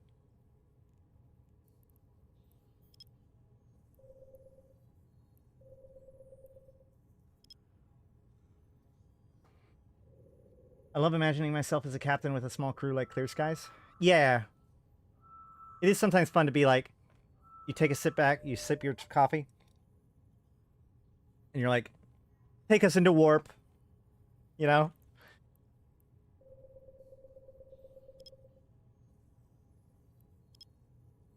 This is actually why I think that there should be a little bit more automation that is allowed within the client. Like, for instance, the fact that, like, when you kill a target, it automatically starts shooting at the next target. Like, I feel like there should be a certain amount, like, there should be a gameplay style where you just kind of set things up and, like, establish instructions, and then you watch it, you know, play out. They're all cloaked and waiting for me at the site? I mean, obviously, right?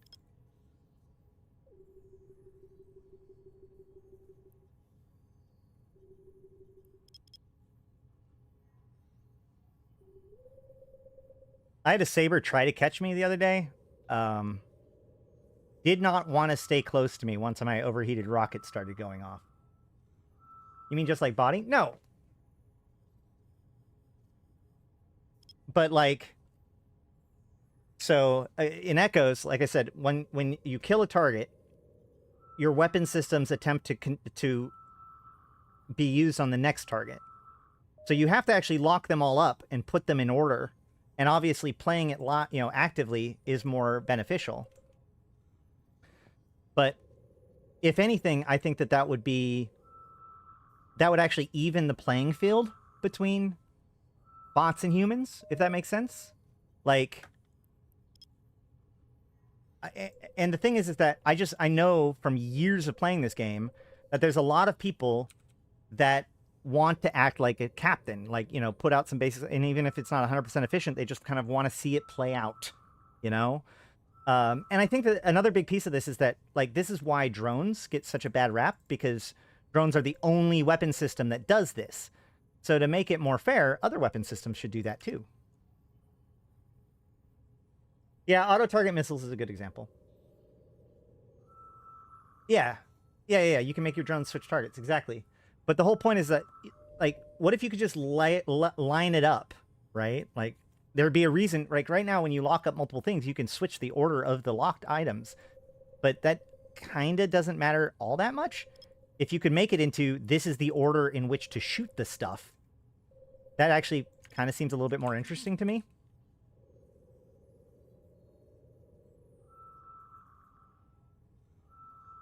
But again, I mean, like, I played Echoes quite a bit. It never got to the point where it was more efficient for me to just let it play out. Like, it was always better for me to make decisions in the moment and, you know, play the game. It's just that there's, like, multiple avenues, you know? There's multiple different levels of engagement versus efficiency. And I think that the idea of it being negative against that, given everything else, like, there's so many different AFK-able activities or low APM activities, I think that that whole argument has been lost at this point, and it should just be possible to, you know, run missions or rat by setting it up and watching it play out. Isn't that what a fleet for? This is perfectly doable if you got friends. What? They can't shoot for you. But yes, you could totally have, you could give instructions to other people to make them play out your fantasy of being a commander. If you can get away with that, then, you know, whatever. Hey, enemy NPC AI running around doing some basic tasks with the risk of player might kill them. There is a little bit of that. I mean, there's the mining fleets, there's the haulers, there's some other things like that. But yeah, more of that kind of stuff would be really cool. And I know that CCP has been interested in doing more of that kind of stuff.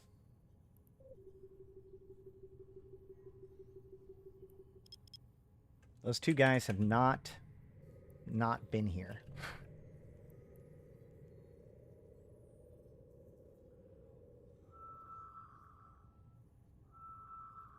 But in the same way that, like, autopilot, right? If you need to get from one place to the other, you could do it manually, which is fast and efficient, or you could use autopilot, which is slow, inefficient, and risky, right? But you still can do it, you know? The option is there. I think that there should be an autopilot for combat. Which is limited, restricted. You have to already lock the dudes yourself. You have to put them in the order. It's brain dead. So what happens if it goes to the next target and you can't actually hit it, and now it's just shooting at something that you can't actually hit? You know, there's a lot of things to it. I think it could be fine. Warp drive active. I like the gamble of firing a barrage of missiles before the... Oh, man. That is true. Missile counting is a whole gameplay in of itself, isn't it? I know I have to do that all the time with golems. Oh no! Why did I do that? Hold on. Shit. Try this again. Warp drive active.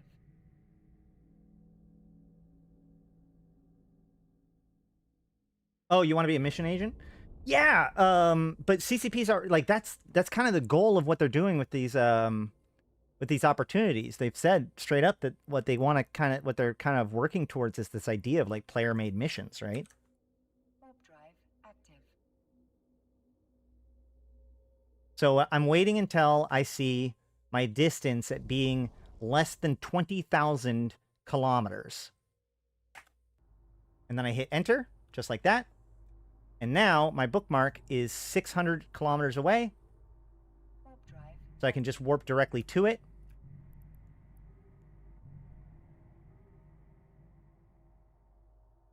So this site has not been cherry-picked. So let's see what happens, okay? Ready? Ready? Let's find out. Warp drive active. I'm going to drop my cloak as I'm warping, so that way I'm out of my cloak recalibration by the time I land. The reason why I use a pounce here is to make myself very unpredictable, just to try to give myself one more way to try to protect myself, right? Just in case they happen to be in the system or in the site, it might make me a little bit less harder, or less easy to pin down. Warp drive active.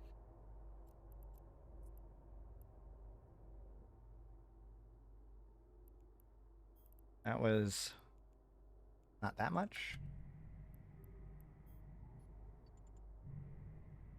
Warp drive active. Maybe CCP will allow corps to do public opportunities. Yeah, they gotta test. Like, the thing though is that, like, if it's within corp, they can allow trust to be a major component of it, right? Because like, if your own corp screws you over, like that's kind of up for the social constructs, or you know, the social contracts to solve. But if it's public, then it has to be robust enough to kind of protect the person from it being abused. So it's probably a much higher stakes feature to make it so that it's something that can be like accessible by anybody.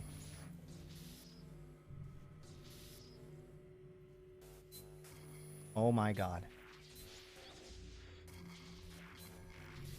Hey!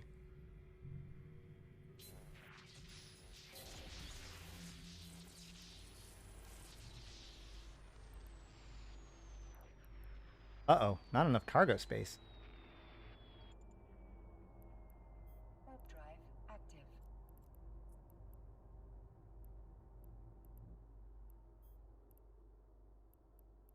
What's taking up all my cargo space? Not that. Is it all these? Wow, those are fucking worthless. Jettison?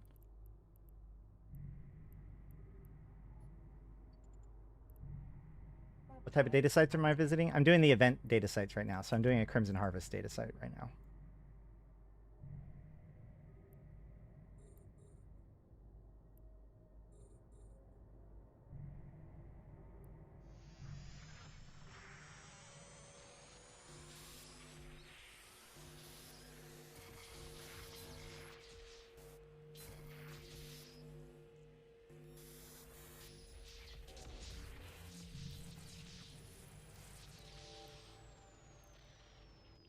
That's it, right?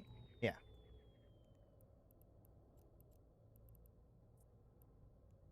Warp drive active. So once again, I'm going to set up a pounce.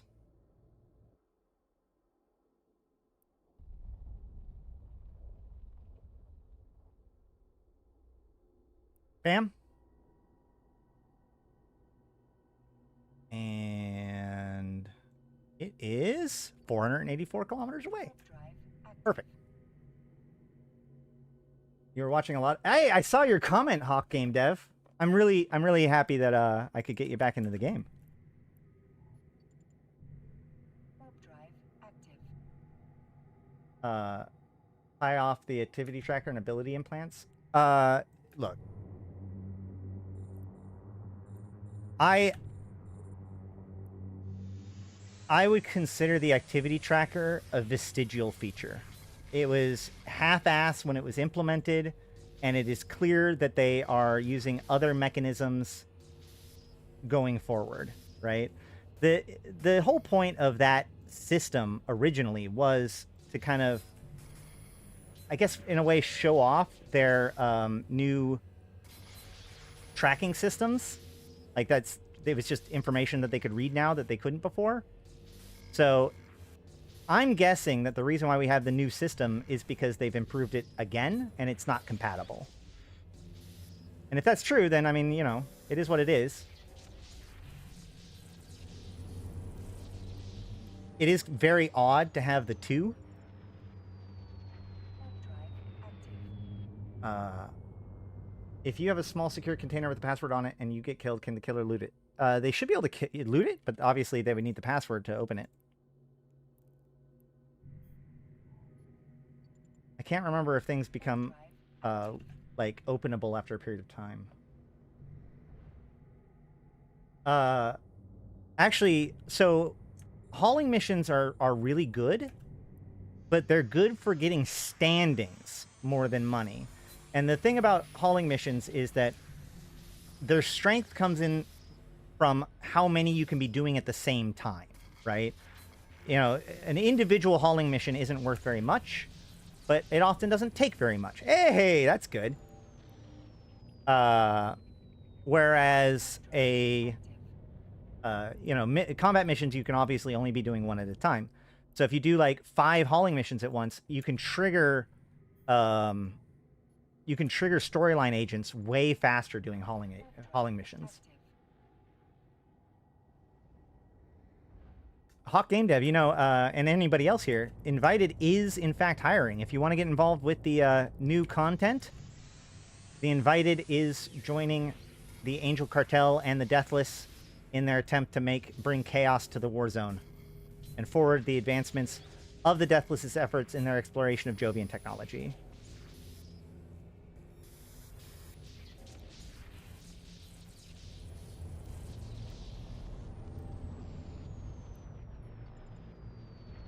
That's it. So these 2 sites, I did what? 3? 4 sites? 4 sites, and I've got I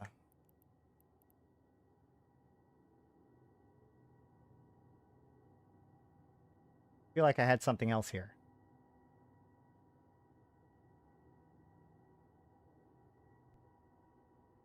Either way, so I got about 50 million ISK in, you know, half an hour or so.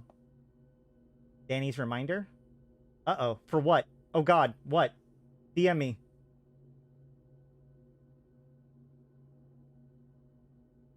Oh, the like and sub reminder. Yes, there you go. Okay. Well, that is some exploration for the Crimson Harvest.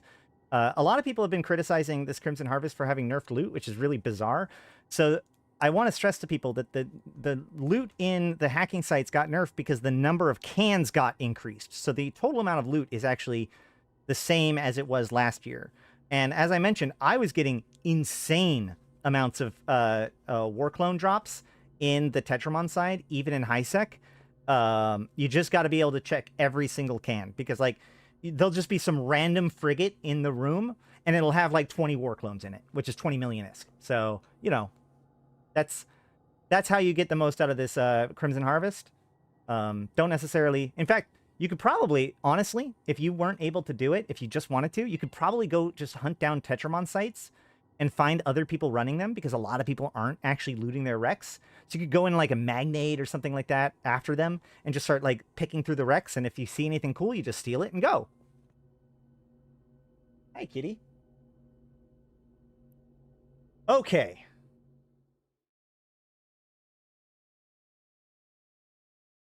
Let us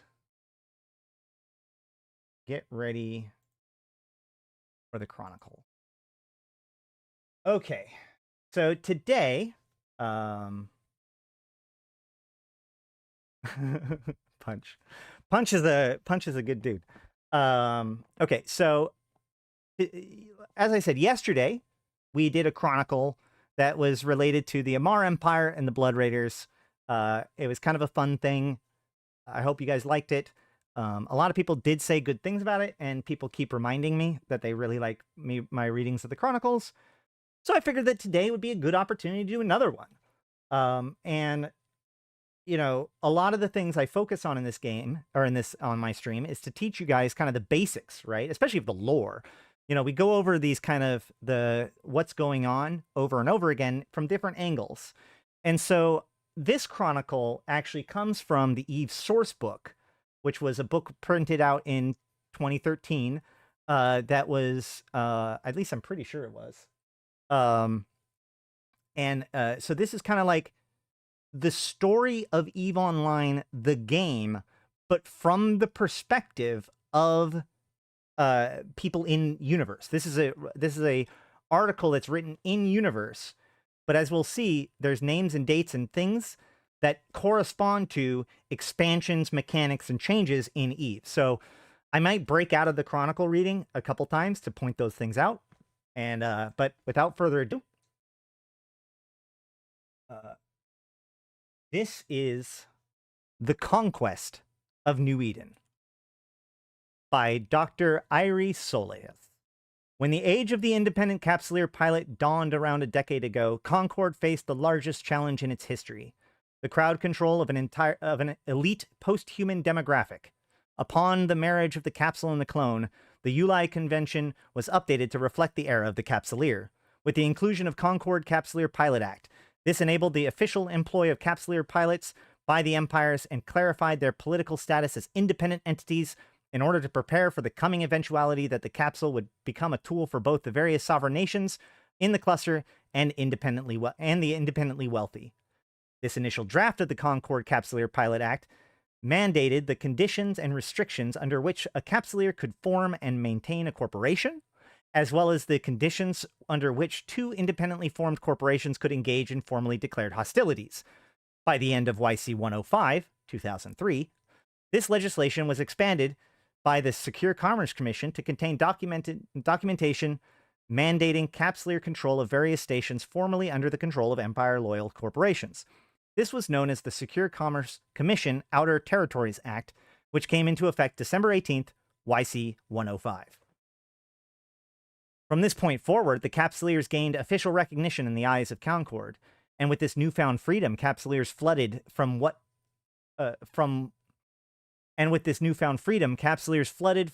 many of them regarded as unnecessarily restrictive core empire systems out to the border regions, staking their claims on research-rich areas of space outside of the borders of sovereign nations, and forming their own ad hoc alliances and political coalitions. After extensive petitioning from capsuleer-run organizations, the Inner Circle voted to push through the Concorde Exodus Act in November 17th, YC106. Exodus was the name of the expansion, which included legislation for the formal registration of capsuleer alliances with both the Secure Commerce Commission, SCC, and the Directive Enforcement Department, DED. This allowed independent capsuleer corporations to create formal alliances and effectively become autonomous political entities, and establish the legal means for them to actively begin building infrastructure in their claimed territories, erecting their own star bases, and formally claiming space. The Exodus Act also included updated legislation for the formal declaration of hostilities between two political entities, to take into account the formation of these new, larger groups of capsuleers. By this time, tens of thousands of independent pilots had begun to colonize the outer regions, with the outbreak of large-scale warfare over resource-rich areas of space reaching even to the core systems, and making headline news across the cluster. The entirety of New Eden watched as the capsule pilots continued to paint the stars crimson in the name of power and monetary gain. With the growing tension between the four empires, Concorde was once again forced to revisit its policies in order to maintain relative calm. With the release of both the Concorde Sovereignty Act and the Directive Enforcement Department Interstellar Highway Act on June 29th, YC107. I think that was when they rerouted the Stargates. The Sovereignty Act was designed to curb the heavy straining of infrastructure at many of the stations in the outer regions, permitting those with appropriate claims of sovereignty to the right to link independently constructed outposts to the fluid router system, and therefore, by proxy, the SCC monitored and audited interstellar market system. Capsuleers immediately began construction of their very own deep space habitats to assist in further colonization of the outer regions. Along with this, the Directive Enforcement Department Interstellar Highways Act increased the mass of vessels permitted to utilize the public Stargate network, leading to the four empires to release the blueprints for freighter-class vessels and turn a hard profit from independent pod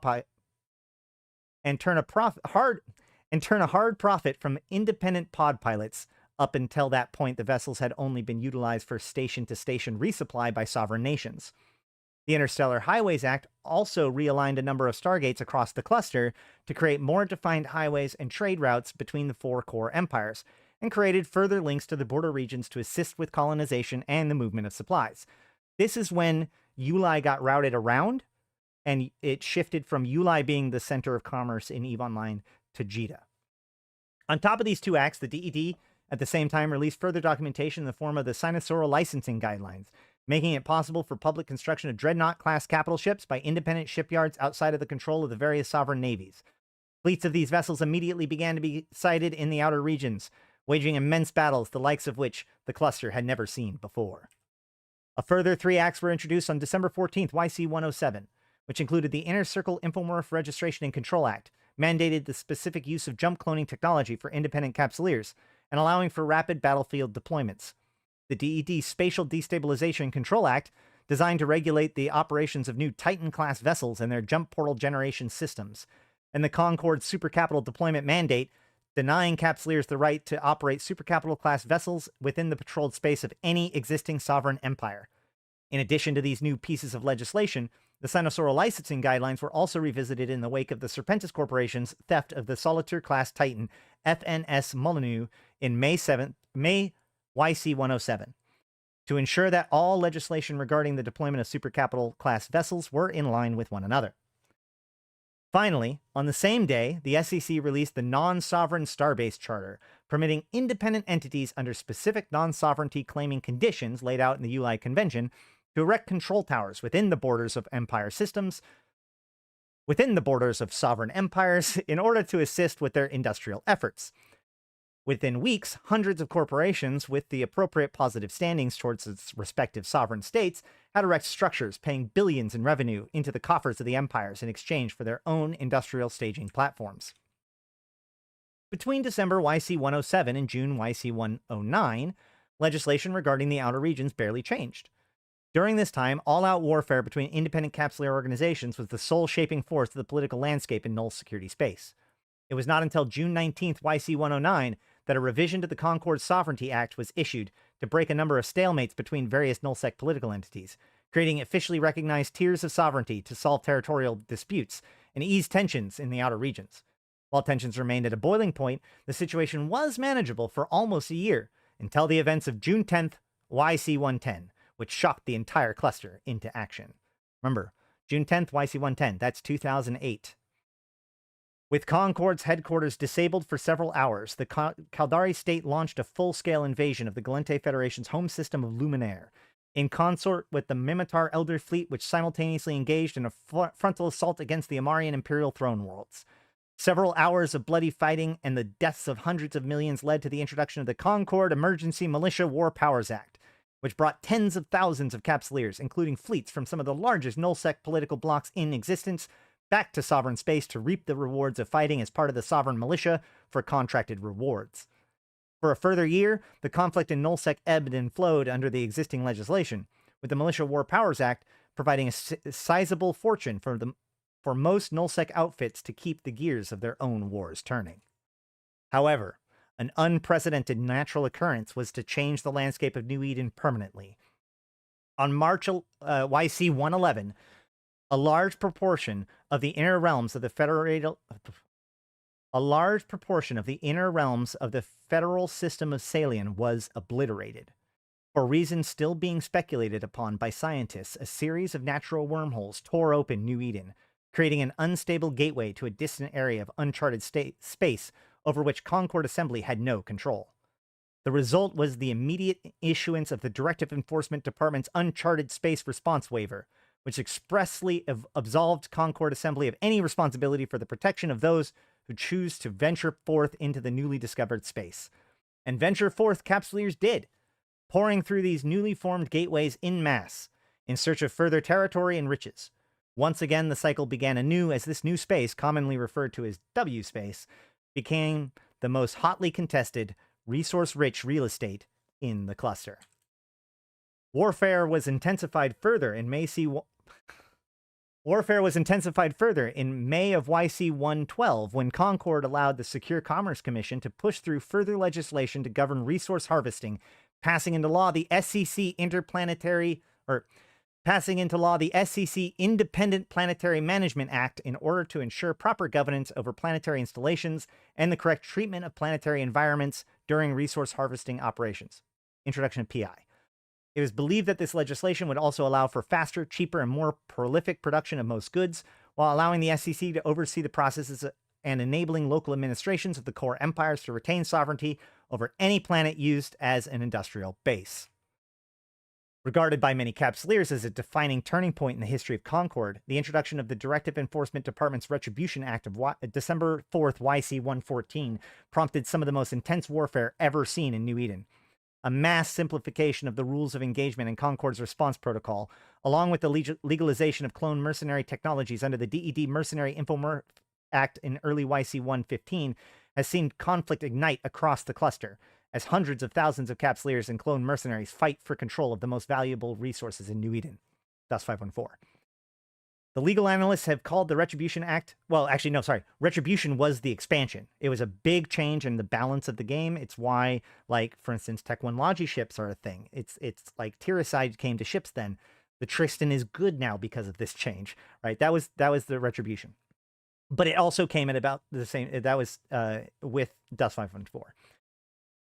Legal analysts have called the Retribution Act a barbaric, inhumane piece of legislation, with Concord essentially arguing that those with post-human status may choose their own level of humanity so long as the treatment of non-Capsuleer personnel remains within the realms of the ULI Convention. A number of political and military analysts have also accused Concord of backing down to the sovereign empires when challenged regarding the legality of cloned mercenaries. Many believe that with their seat of power eroding, and both Capsuleers and clone mercenaries pushing the boundaries of increasingly flimsy legislation, the Directive Enforcement Department, and indeed Concord's, days may soon be numbered, as post-human pilots and soldiers venture forth together at breakneck speeds into a wholly unpredictable future. This article first appeared in June YC115 issue of the Astropolitical Intelligencer, University of Cali Press. And that is The Conquest of New Eden, published in 6/1 YC115 or 2013. Thank you guys for listening. If you enjoyed this, make sure to like, comment if you have any other chronicles that you would like me to read. If you're watching this live, hang out. But if you're watching this recorded, make sure to leave a comment about what sort of chronicles you want, or what your favorite empire is, or what your favorite of all of these different things. I mean, these are kind of fun names, I think. So like the Concord Capsuleer Pilot Act, the Emergency Militia War Power Act. What is your favorite Concord Act? Let's leave that in the comments below. How about that? That's called engagement. One more. Oh boy. But for everybody, if you are watching this recorded, thank you guys for coming. I've been Ashrothi, the voice of New Eden, and until next time, I'll see you in space. Thank you to all of my sponsors, which can be found down below and all that. 07. All right. So one more. Are you sure? Blood Raider Chronicles? We did a Blood Raider Chronicle yesterday. Hold on.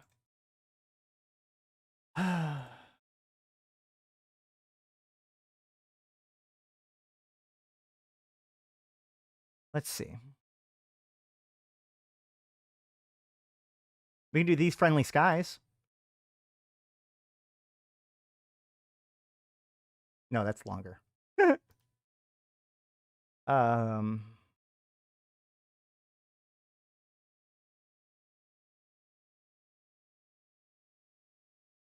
Whenever you hear University of Cali, you think of University of California. Yeah, I mean, makes sense.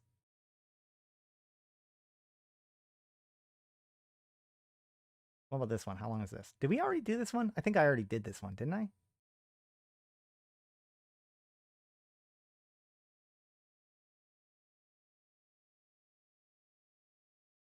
I don't know. We'll do this one. It's really short.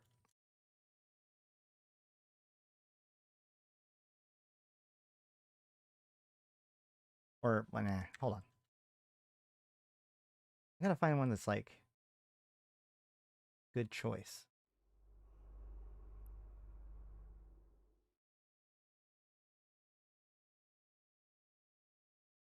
Oh, is this the one I think?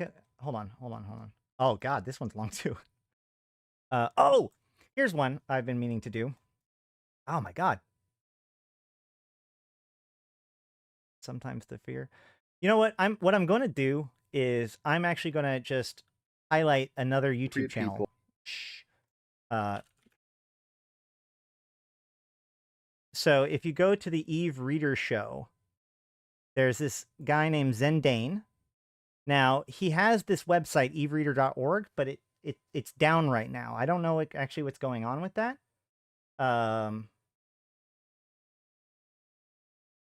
Its logo is a green plant. Oh, the university? Yeah. Are all these publicly available? Yes. So, Zendane does the Eve Reader podcast, and while his website is down, here are a bunch of chronicles that he's done readings for.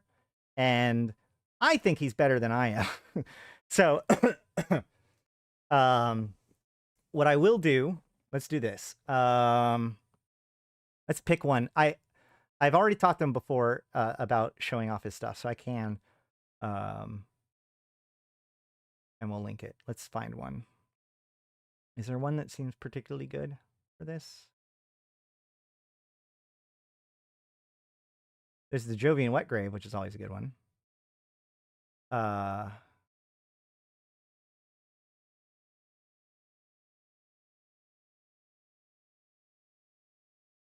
he's not the voice dude. Yeah, but his voice is like...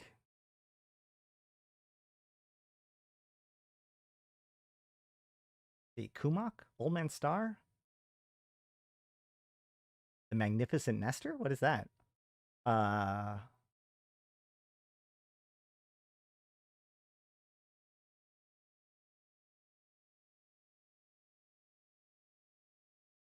Let's see.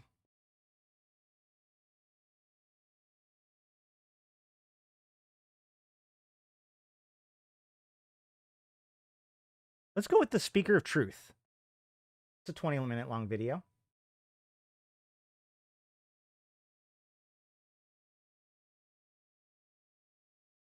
No, I'm going to do Xenocracy. It's my favorite of his. So we talked about PI in the last chronicle.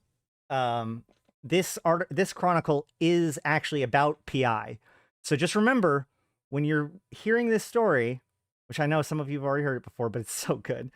When you're hearing this story, this is just the story of a Capsuleer, upgrading their PI colony, right? So just keep that in mind.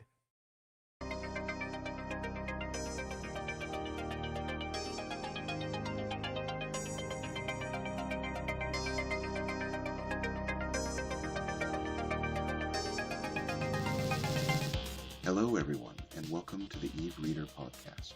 My name is Zendane, and this is episode 1. Today I'll be reading the story Xenocracy.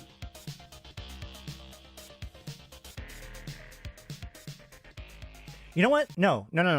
We've already done this quite a few times. Hold on.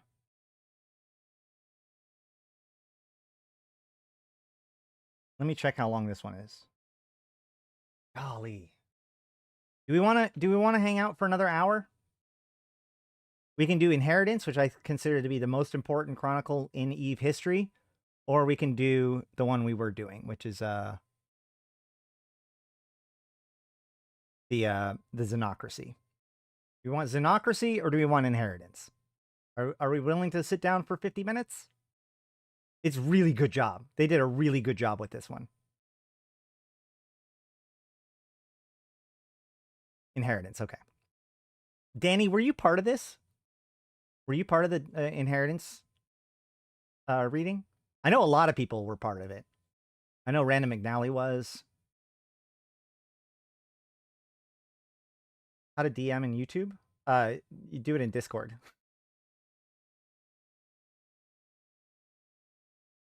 How much? All right, fair enough. Let's listen to Inheritance, and we will we'll walk through this. So let's set the scene for Inheritance. The Drifters had just arrived in New Eden. They, they started to decloak the structures, and they became increasingly and immediately interested in the Amarr Empire specifically. So they were harassing the Amarr Empire. Meanwhile, Jamil Sorum, the Empress of Amarr, had was developing this brand new flagship, the Arturitas, which was this solid gold Abaddon. The Abaddon being the symbol of Jamil's power, as that was the type of ship that she used with the Zera effect weapon to destroy the Elder Fleet, right?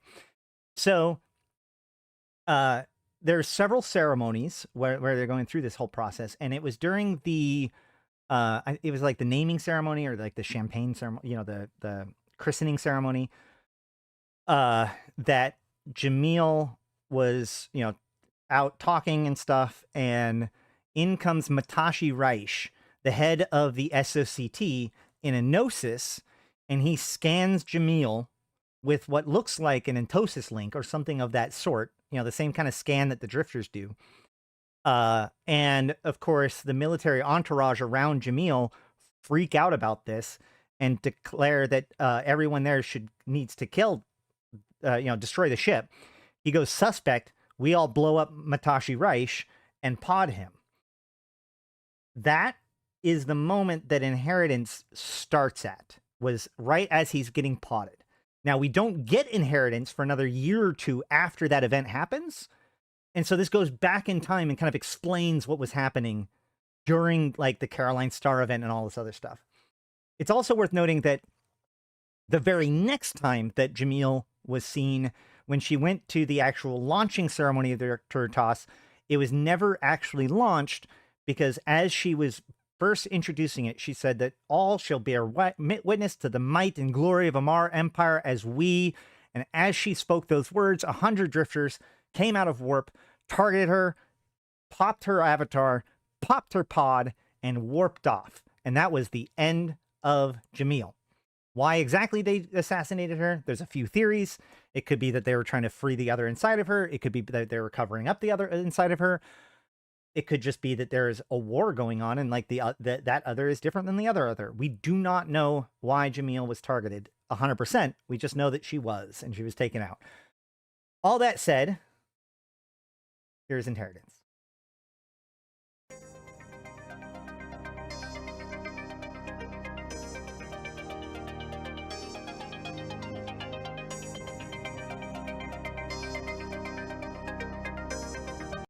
Yeah, so Jamil had to commit suicide because she failed to become the Empress, but there was this secret plan to illegally clone her in this secret facility known as the Matriarch Citadel.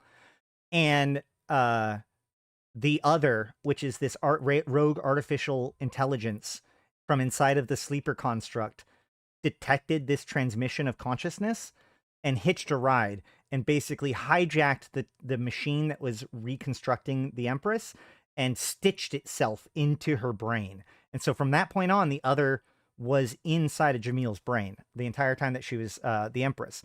It's also why she found, the other is what taught her about the Zereffect weapon. It's what led her to go send into wormhole space to go collect the sleeper remains, to be able to build the Templar troops, etc., etc.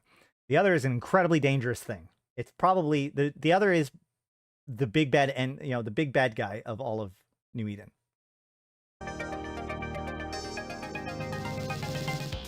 Hello and welcome to the Eve Reader podcast. My name is Zendane and this is episode 46, Inheritance. Geminate region, location unknown, Society of Conscious Thought Kits, Tehafut al-Tehafut, YC117 0725. Light. Potential existential threats. Darkness. We have learned what we needed to learn. A fleeting moment of nightmare. Transmit all data. Sparks of blue and white against the mind's eye. Then shocking wakefulness. Elder mentor Matsi Reish opened his eyes and coughed to life in the lukewarm gelatinous embrace of his cloning pod. He lay there a moment, eyes closed once more, and breathed in and out, slowly and consciously. His mind calmed, he reached out with it and activated the release sequence of his cloning pod. As the pod's spinal connections disengaged, powerful drainage pumps drew away the mass of the gel that had protected, nourished, and maintained his clone body. Pressure and gas composition within the pod equalized with the resurrection chamber before the pod seal separated and the lid hinged out and up. The pod had already raised itself so that it was almost upright, angled back slightly so that Matchi easily lay back against the gel pack padding covering the inner surface. Matchi opened his eyes again and noticed the presence of an attendant in the resurrection chamber.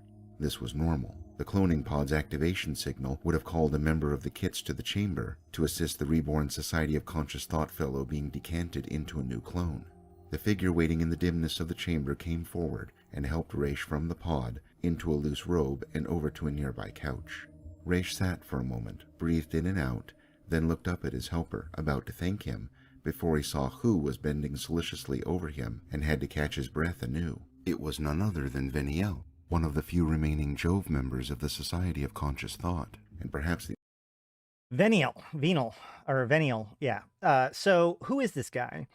Well, in the very early days of EVE Online, there's a thing called the Jovian disease, right? The Jovian disease is a genetic defect in, God, this is going to take more than an hour, isn't it? It's a genetic defect that is built into all Jovians.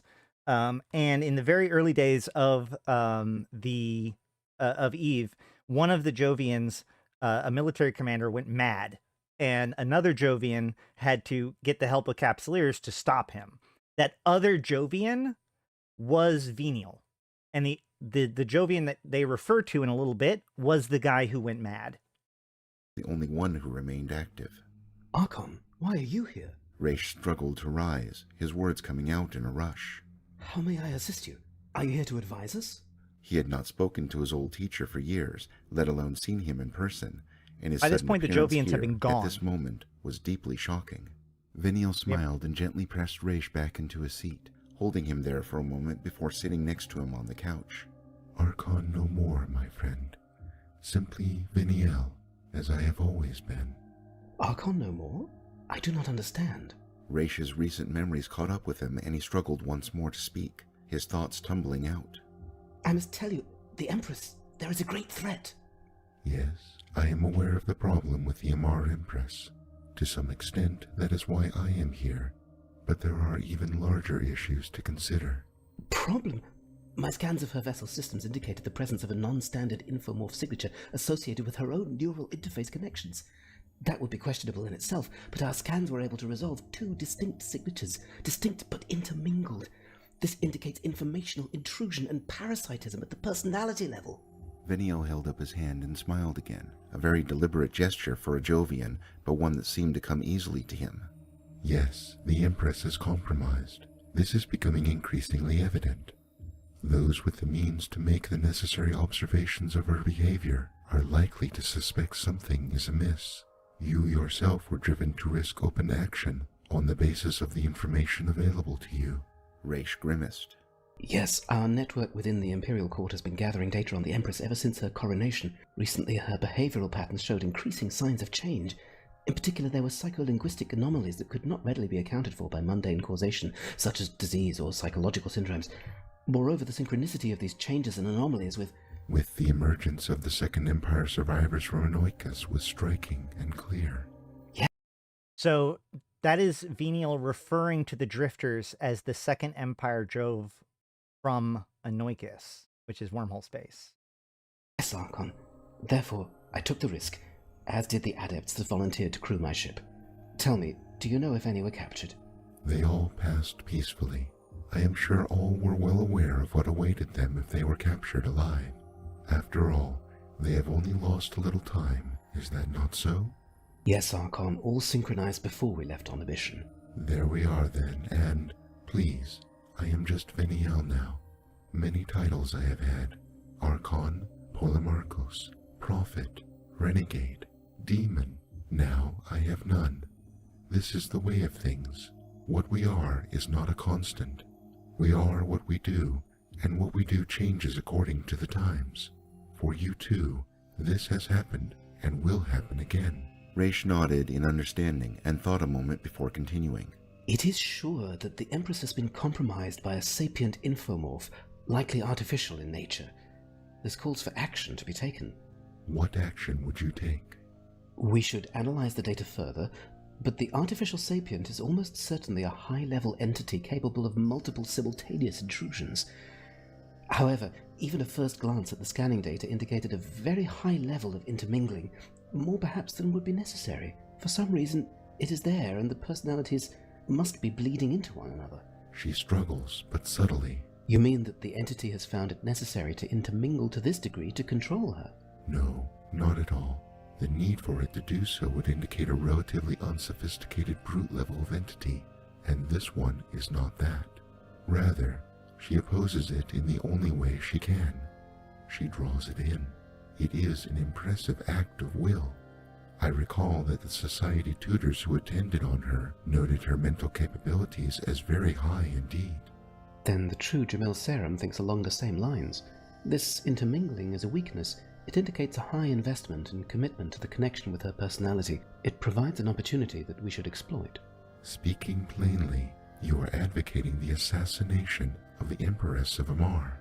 This entity is a severe existential threat. Its sentience quotient must be at least 15 positive. Several points more, I should think. More? Then all the greater reason to intervene. Its entire motivation cannot help but be inimical to the interests of living sapiens in the New Eden cluster. We should perhaps leave aside, for now, the question of the necessity of countervailing interests among those with widely separated sentience quotients. But, even granting it, you place no great faith in the true Jamil's ability to effectively bring her plan to completion? Why? How could she actively pursue it? Surely any conscious plan would be apparent to the entity and readily countered. Perhaps, but my own information is that Jamil is not without allies in her struggle.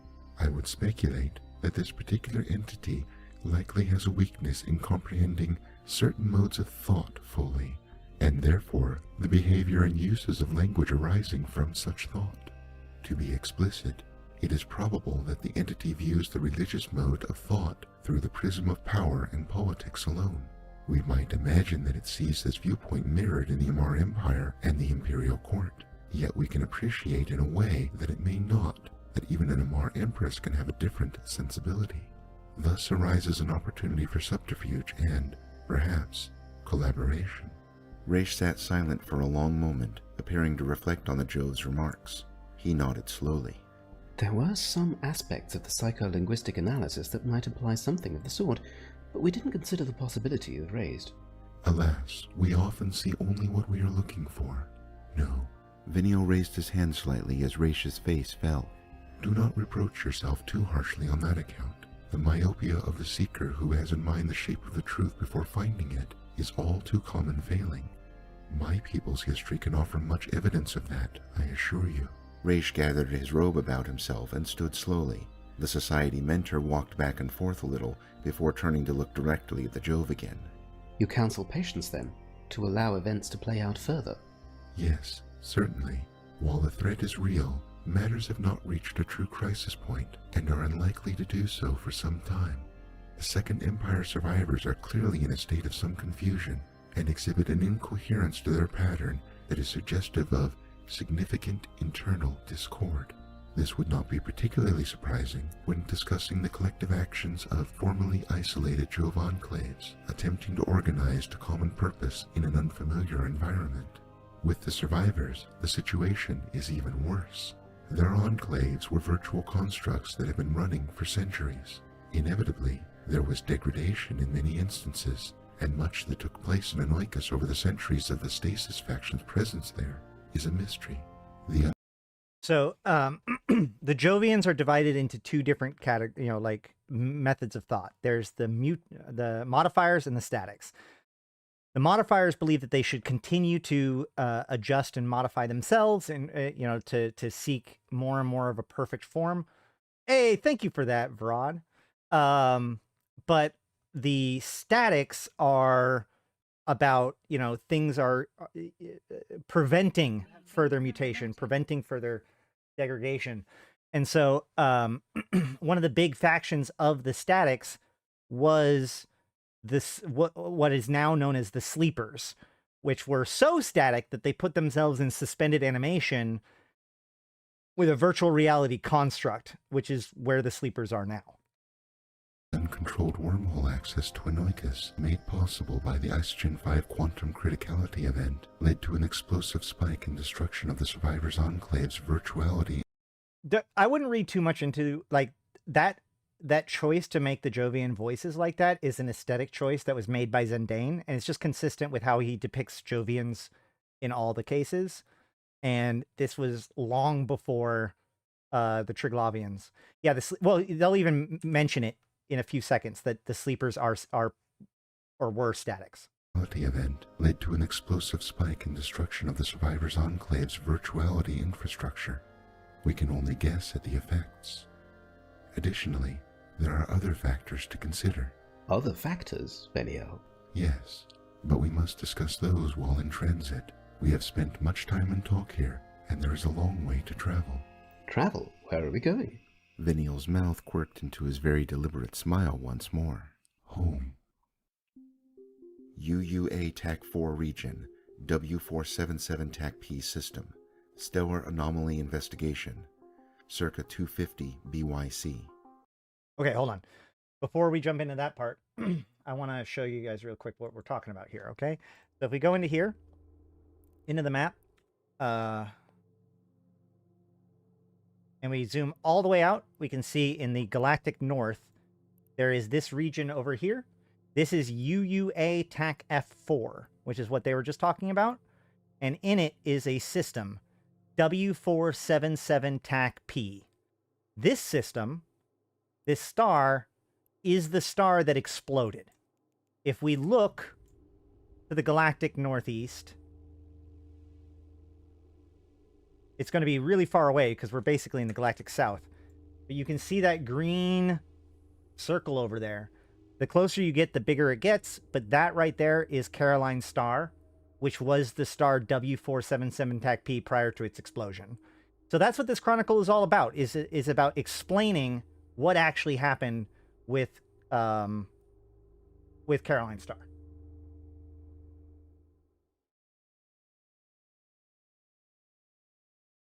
The Jove Colonial Survey ship was toward the end of its braking maneuver when the anomalous readings from the W477 TAC-P star that had attracted the attention of expedition scientists resolved into something entirely. Oh, it's worth noting. Toward the end, circa 250 BYC. So 250 years before the ULI convention. So over 350 years ago, 370 years ago, is when this is happening. Jove Colonial Survey ship was toward the end of its braking maneuver when the anomalous readings from the W477 TAC-P star that had attracted the attention of expedition scientists resolved into something entirely unexpected, something both awe-inspiring and terrifying. Data was checked and rechecked. The ship continued on its break to an in-system cruising speed as scientists, engineers, and specialists argued and attempted to falsify or confirm the readings as their prejudices inclined them. Standing back from the debate, the expedition commander, a young but brilliant explorer named Oria, knew that in the end only one thing would settle the question, and so made best speed for the vicinity of one of the large objects apparently orbiting at the near edge of the habitable zone around the red giant. If they were there, they existed in great numbers, so Oria just picked one and headed for it. When the survey crew looked out of the viewports at the immense object they had matched I believe Oria is the other Jovian that went insane. Somebody can correct me if I'm wrong. Orbit with, they knew that there was no more debating the data. The thing's neighboring objects could be seen with the naked eye, so dense was the arrangement around the central star.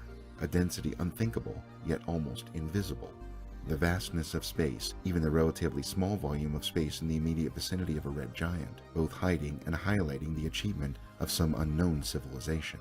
The W477 TAC-P star had been entirely surrounded by a stellar engineering swarm. This fact was hardly a conceptual revelation. The idea had been around for a long time. At its core, it was an extrapolation on the scale of an entire civilization from the concept of loosely stringing energy collection stations around a star. Even more extraordinary variations on the theme involved constructing solid spheres around small stars, or even building multiple layers of such shells around stars to create artificial brains capable of simulating universes. All the stuff of fancy and speculation. All fancy, except that the notion of a stellar swarm of very high density was at least conceivable as a project that could be practically achieved within the limits of known science, given enough time and materials. The only question was why someone would build one.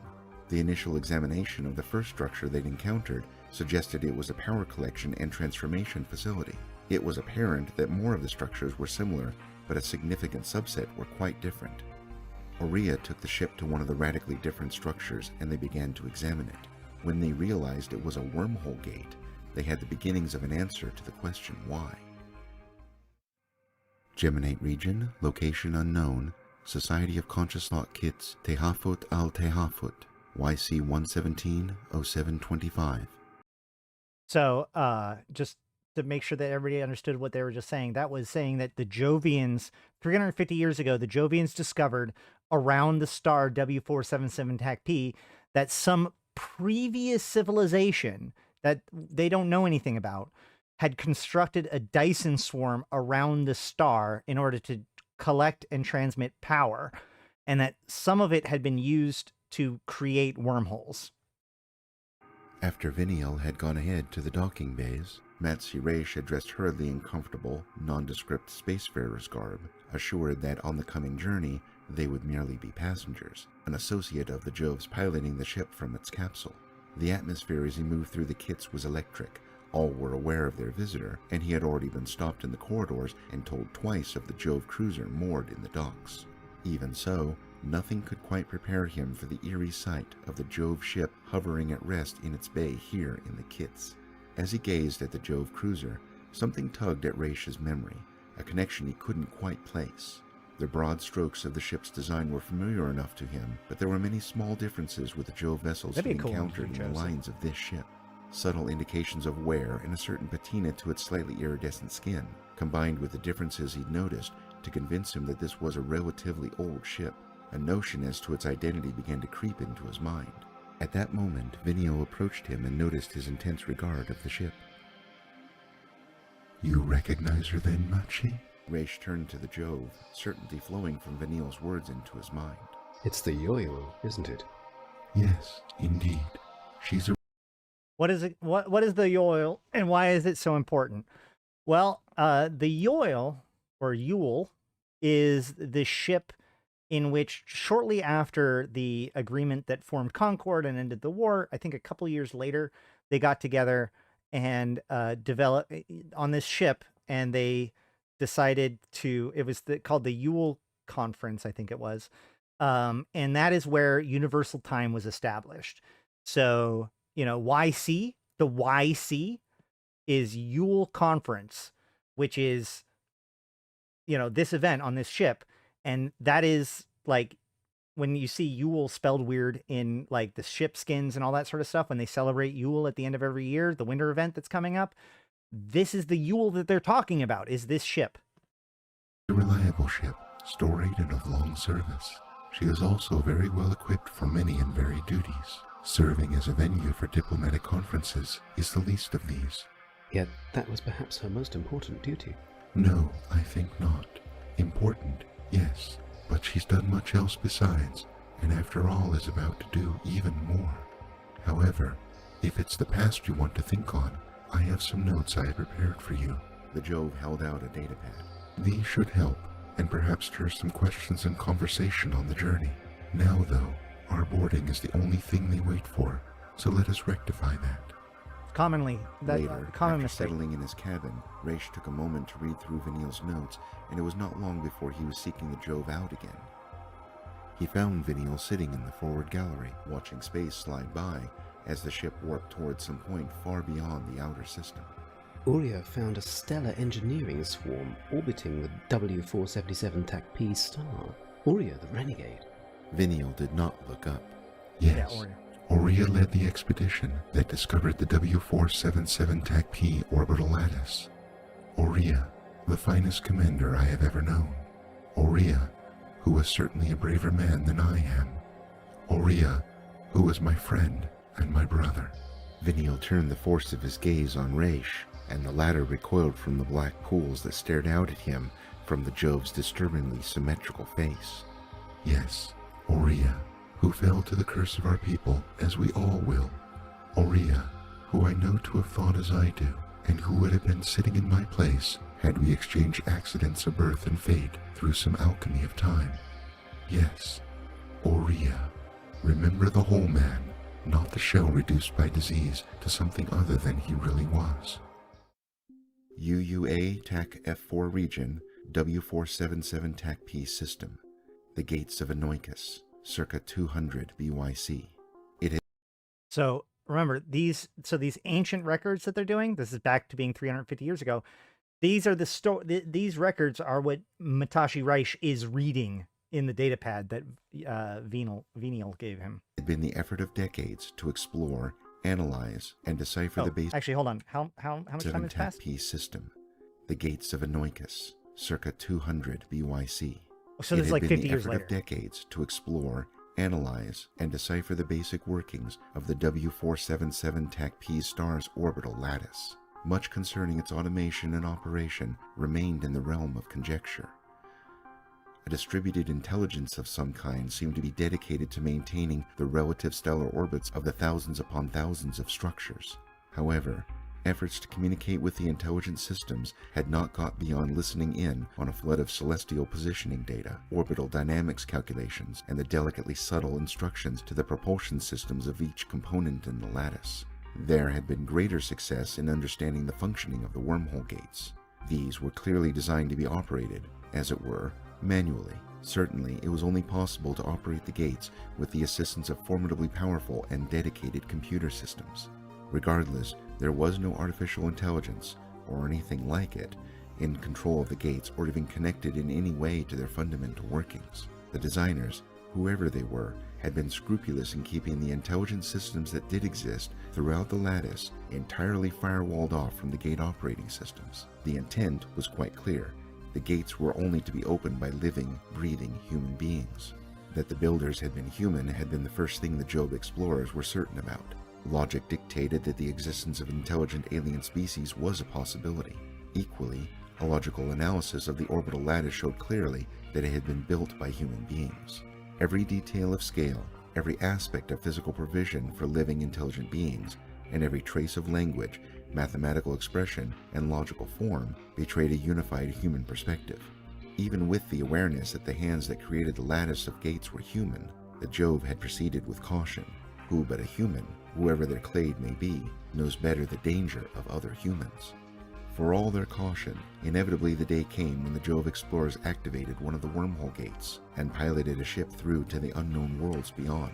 By this time, many probes had survived and returned through wormhole gates held open at the W477 TAC-P end. Curiosity now demanded an exploration in person. Commander Oria had made the case that the initial exploration need only risk a small crew, himself and one other.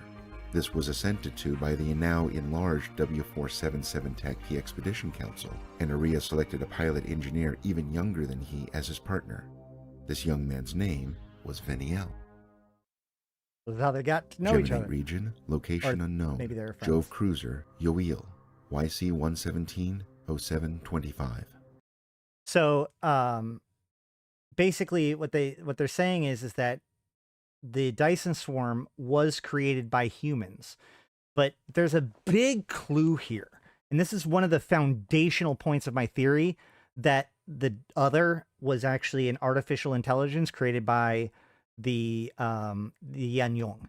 So the idea is that it seems very clear that they're trying to protect Anoinkus from being accessible by an artificial intelligence.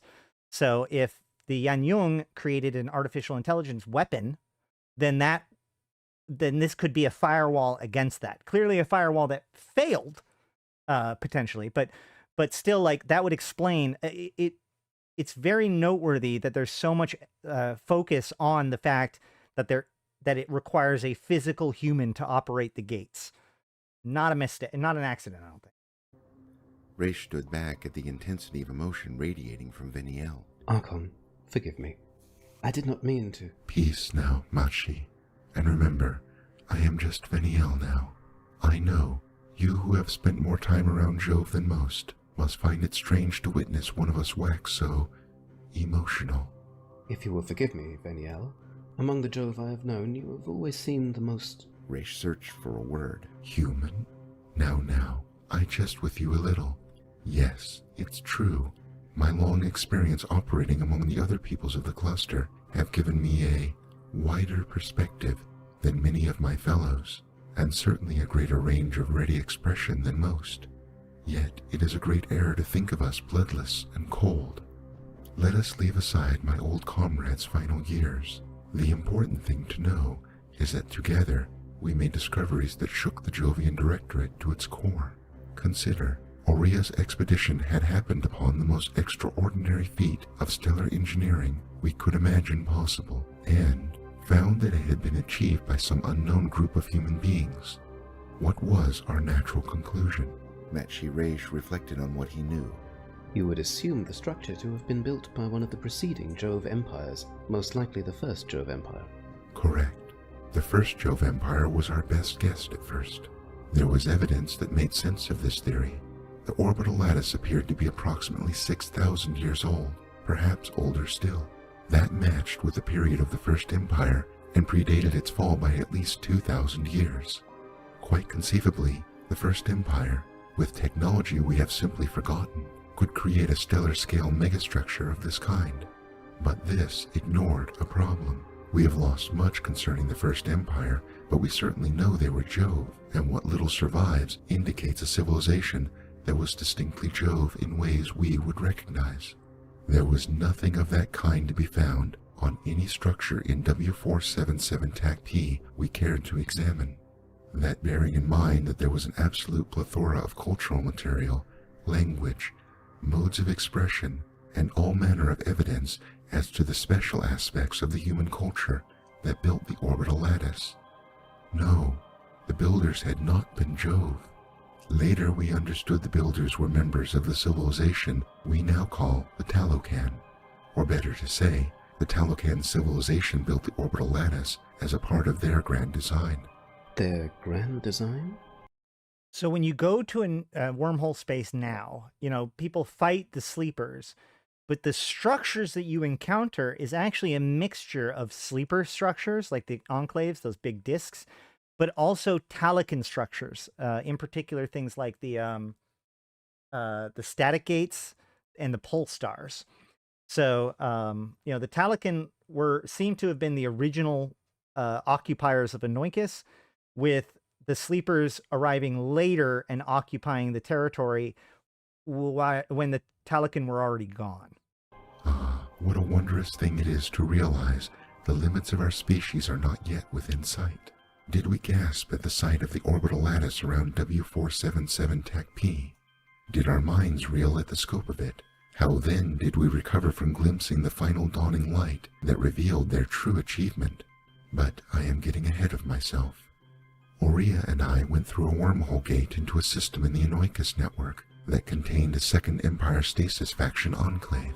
To cut to the essentials, we docked with the main enclave structure, a sleeper hive as the rest of New Eden would have it, and very quickly realized what we were dealing with.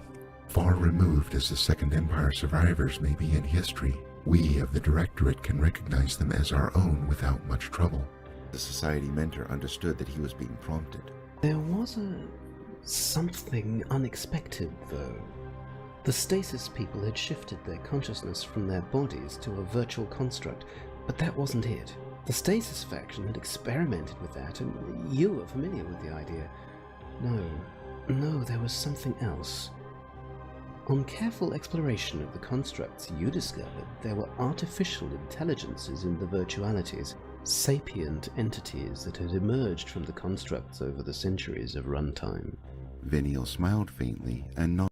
So that's suggesting that the other was already in existence 200 years ago. Yes, that was it. Fortunately, the law of one mind in one body had not been abandoned by the stasis faction of Anoikis, the Sleepers, when they built their worlds. Certainly, they had made sure to preserve their original bodies for as long as possible in the event that they wished to return to the real. We also discovered that they had made provision for clone regrowth and replacement at special facilities scattered throughout Anoikis. They had been well aware that their bodies might decay beyond usefulness, even as well preserved as they were. The hives. Yes, the hives. The very hives that had been plundered, along with the infrastructure of the Enclave constructs, by wave upon wave of capsuleers. Not to forget, of course, the plundering carried out by the Empire under the direction of the Empress.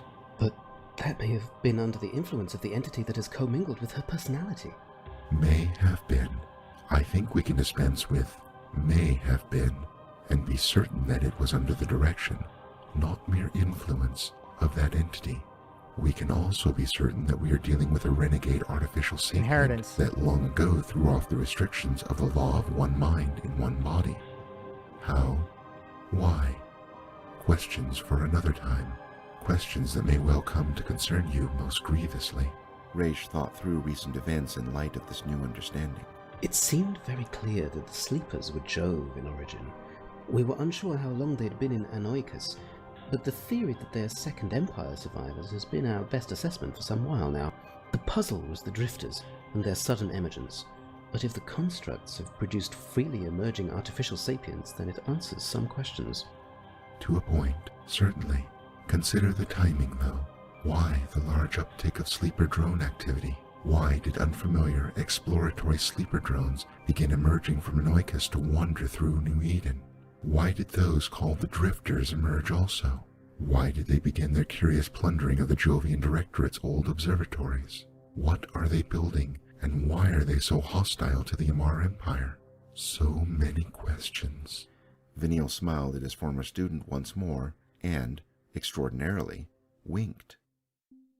UUA TAC F4 region, W477 TAC P system, Jovian Directorate monitoring net, YC111 0310. Okay, so now we're back in W477 TAC P, but we're no longer going back 200 years in the past. This is YC111, so this is 2013. Like, this is just before, this is not too long before the events of this story. It was around the same time that So the one body, one mind law it says that, like, in order to have a mind in the construct, you must have a physical body. So in other words, like, as a capsuleer, you're not allowed to just become an infomorph, right? You have to have a physical body that jacks in. If you were to, like, separate the consciousness from the body, you would just have a mind without a body, and that would violate the one body, one mind law, which was an ancient Jovian practice, especially back when they had these, they relied on these virtual reality constructs. the exploration of Anoikis began, that our stellar scientists established that W477 TAC P would almost certainly go supernova within the millennium, and quite likely within half that time. Given that estimated time frame for the gravitational collapse and supernova of the red giant, the need to monitor the status of the star and its orbital lattice was very clear to the Jove. By the time of the Isogen 5 quantum criticality event, there had not been an expedition into Anoikis for over 200 years. The criticality event is the Apocrypha event. It's the Isogen 5 blowing up and the creation of the wormholes. No formal expeditions had been mounted, that is to say. Over the century after the decision to recall all expeditions and colonial efforts from Anoikis, human presence in the W477 TAC P system had dwindled down to a rotating trio of cruisers spending 3 months at a time on station. By the time of the rise of independent capsuleers, even this presence had been reduced to occasional visits by a single remaining cruiser.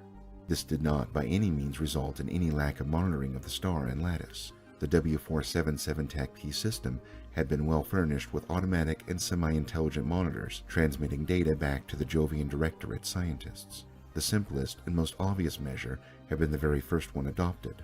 The Jove took advantage of the orbital lattice components as platforms on which to place sensor packages aimed at the dying red giant. Other sensor packs were sent to watch segments of the lattice, using components in different segments to keep vigil over each other. Time and a habit of being comprehensive about such things led to later efforts such as the construction of a dedicated stay-tight net over and around the lattice itself. By comparison with the vast stellar engine it monitored, this stay-tight net was like the most rarefied outer layer of hydrogen atoms surrounding a majestic gas giant. After all, the stay-tights didn't need to be too large, and there didn't need to be that many of them. The great benefit it provided was that of a low-energy, low-maintenance means of independently monitoring the star and the stellar swarms surrounding it. As was statistically most probable, when the Isogen 5 event happened, the visiting Jove cruiser was not in W477 TAC P. The only witnesses to what took place there, that day, were machines, but at least on this occasion most survived. The component events of that day across New Eden are well known, not least the vast tragedy that was the Salin incident. The lasting consequences of the Isogen 5 event itself are the uncontrolled breaches into Anoikis that allowed capsuleers to descend like a swarm of devouring insects on the sleeping enclaves. This could have been avoided, but the truth of the matter is there was a miscalculation. Ultimately, that miscalculation will amount to little more than a question of timing. But what is more the essence of remaining in control of our destiny, to the extent that we can, than timing? In any case, the sum picture presented by our monitors in W477 TAC P were clear enough, if catastrophic in its import. Some 50-odd gates scattered around the lattice suddenly exploded. That is, they exploded linearly, directing vast amounts of energy into the star in a flash before burning completely out.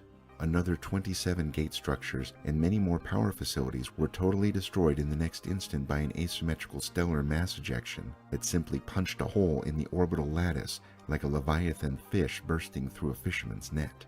Presumably, this was caused by pressure effects from the sudden injection of energy. So the Isogen 5 criticality event created a shockwave of energy that was so crazy that it like permeated through the Anoikis network, blowing out the the outer shell of Anoikis, which is what opened up wormhole space. Given the fact that it was connected to this star through those wormholes, that fed back into W477 Tech P, which causes it to lash out, much like the actual stars involved in the criticality event. They shoot out a mass injection, which destroys a whole bunch of stuff in the area. Many more structures, gates, and power stations surrounding the hole were wrecked, knocked out of orbital alignments, or destabilized. In the weeks and months that followed, many of the structures shut down, suffered irrevocable orbital decay, or spun out of orbit. Others just exploded.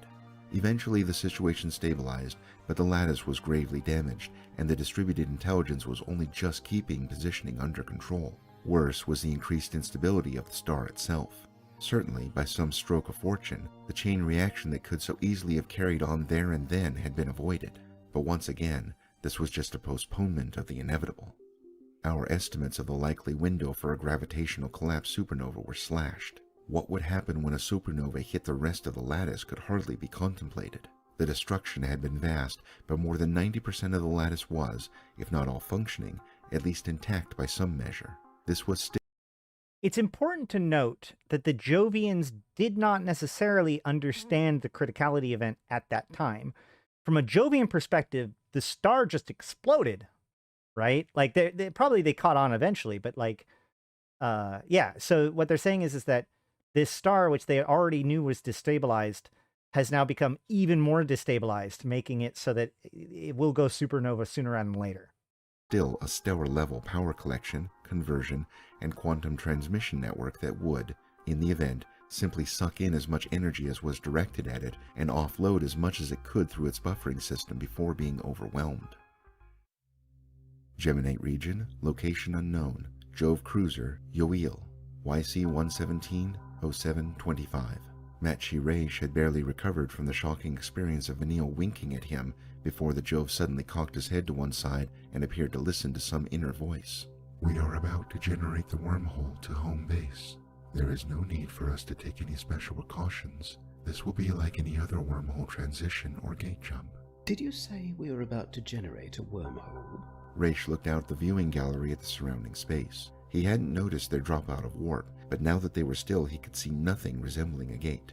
Perhaps it was cloaked. Such things were not beyond the Jove, and this would be a secret way. Did you imagine A cloaked gate? Why would the Jove have a cloaked gate? the Quzxpon the thief, barely understanding what he has in his hands, has the means to generate wormholes at will, while we, who are after all the inheritors of the legacy he plundered, do not? Come now, Matchi. Yes, of course. Forgive me. It is just... There's one Jovian ship that we can fly. You ready? The Capsule. SOCT ships are very similar to Jovian ships, but yeah. Okay, so they're getting ready to do a portal jump. He was talking about how Sancha has a portal device, but it's far more crude than what's on the Yule. Do not? Come now, Matchi. Yes, of course. Forgive me. The Gnosis It is is an just that our SOCT ship. intelligence suggested Sancha's forces require considerable resources and equipment to generate their wormholes. More than a cruiser could encompass, most certainly. But of course, they are presumably working never with mind. crude... I guess it does say it's Jove. It does say it's Jove. Okay, fine. Whatever. They're Jove. The Capsule is the only 100% Jovian ship. reverse that we can engineered fly. systems. Quite. We command the full range and precise positioning available with the technology. We also understand how to take advantage of the local topology of space-time. This is the reason for our long warp to this position. It makes things much easier for a ship of this size. After all, there are limits to what is possible, and you were not in error to consider that. So not to get too deep into it, but basically subspace is like an alternative dimension in space-time. And so effectively different places in space-time are closer to each other than others because subspace doesn't like it isn't like one-to-one in the way that ours are. Like it connects things in the same way that, like, you know, this and this on an x-axis are not near each other, but on a y-axis they're pretty darn close, right? So in the same sort of way, like if I'm operating, you know, what if they're like this, right? So now if I look at just the x-axis, the bottom of these things, they're still far away. But if you can see, they're actually touching. They're touching on a different plane. That is how wormholes work. So what he's saying is that they do have a wormhole generator, but it basically, they have to find points in space that are permeable and connected to where they want to go. And you then make those calculations, and then they can make the wormhole gate. This is the same as like Stargates. Stargates kind of use the same concept, which is why I think that Triglavian technology has been used to be able to make Stargates that weren't possible before. But yeah.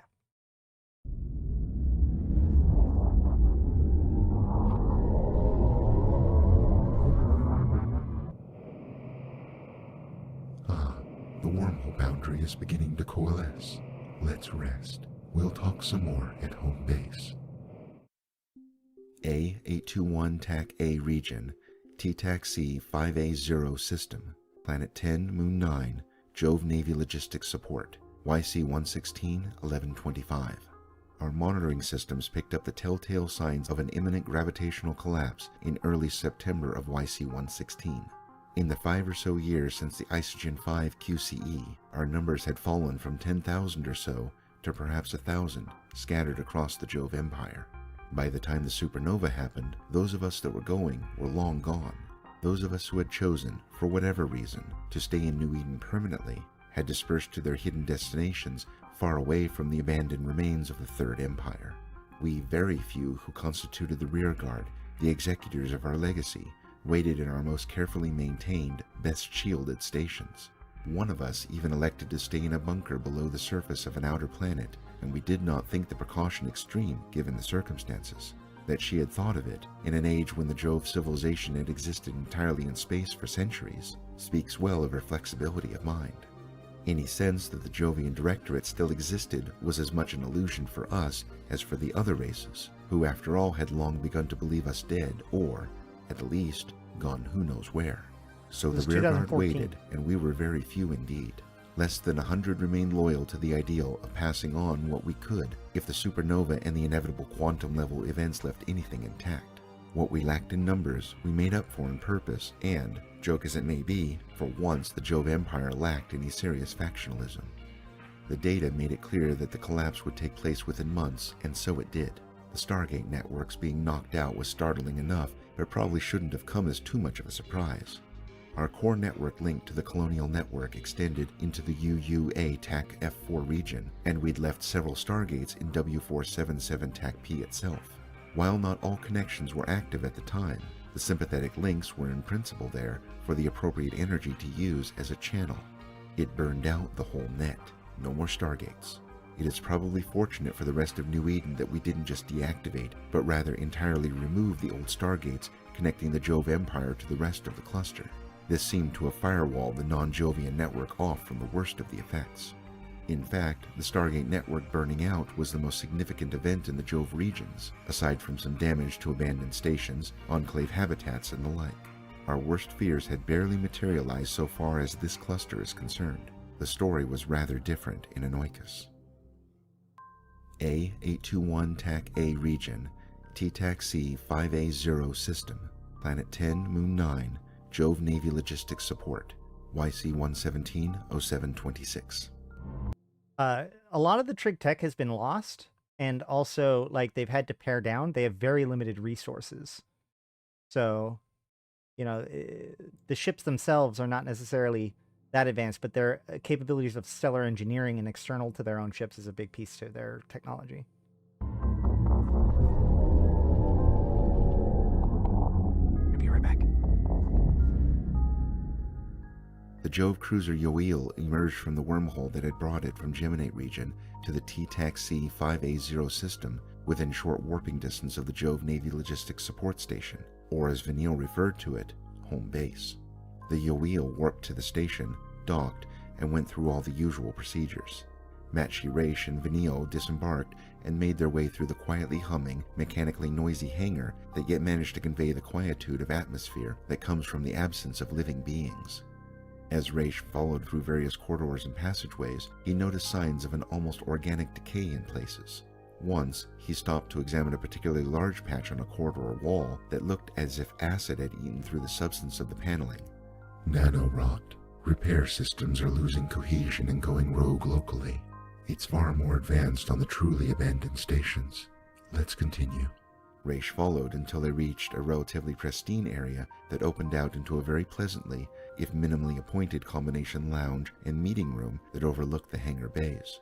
Walking over to a window, Raish saw the Yoel moored below. So, we'd come to the issue of the timing of sleeper and drifter activity, their motivations and purposes. Yeah. So the thing about that, so the nanorot, this is actually one of the reasons why I've thought for a long time that CCP was preparing for us to be able to go to to Jove space, because it kind of set up in Inheritance that like what it would be like in Jove space and why we wouldn't be able to occupy it because of things like nanorot. It is worth noting that the Jovian observatories that we find, the ones that are being ripped apart, like all of the ones outside of Zarzak, those are being ripped apart by nanorot. I originally thought that they were drifters, but if you go to the site at Vekatioth, the structure actually, there's another decaying Jovian observatory, but this one specifically says it is being broken apart by nanorot, which causes me to believe that that's what's happening to the rest of them. Yes, you hinted at a deeper connection between the W477 TAC-P stellar engine and Anoikis. You're suggesting a connection in the timing of the activity increase with the changing state of the star and the condition of the orbital lattice. I would assert it. Here we come to the fact that shook the Third Jove Empire to its core. This is a fact that took many decades of exploration and investigation to establish. A fact that was not readily accepted by all, but a fact, like all facts, that in the end we had to face. Anoikis is artificial. Artificial? You mean to say that... I mean to say that the stellar engineering swarm in orbit around W477 TAC-P is the least of the achievements of the Talokan civilization. I strongly suspect it is not the only such engine in existence, for one. For another, it is itself only a component in the grand design that the Talokan made real. Think of it. They built a stable network of wormhole connections among star systems. Trollbard Tavern. How's it going, man? I was just showing off your stuff today. Good to see you. Are Talokans an old Earth? Well, everything's an old Earth civilization. So, yeah, the Talokan are one of the original ancient races. It's kind of believed that you have the Talokan and the Yanyong. Those were the two ancient races that actually had power back then. The Jovians were still too immature to be major powers in those days. And it seems like whatever happened between the Yanyong and the Talokan also happened around the same time as the fall of the First Jovian Empire. And we have never actually, we've never really caught back up or understood exactly what happened at that time. So this is why I call it the precursor crisis and all this stuff. It's because this is kind of a way of exploring those mysteries. The Yanyong, yeah. It's a Y-A-N-J-U-N-G.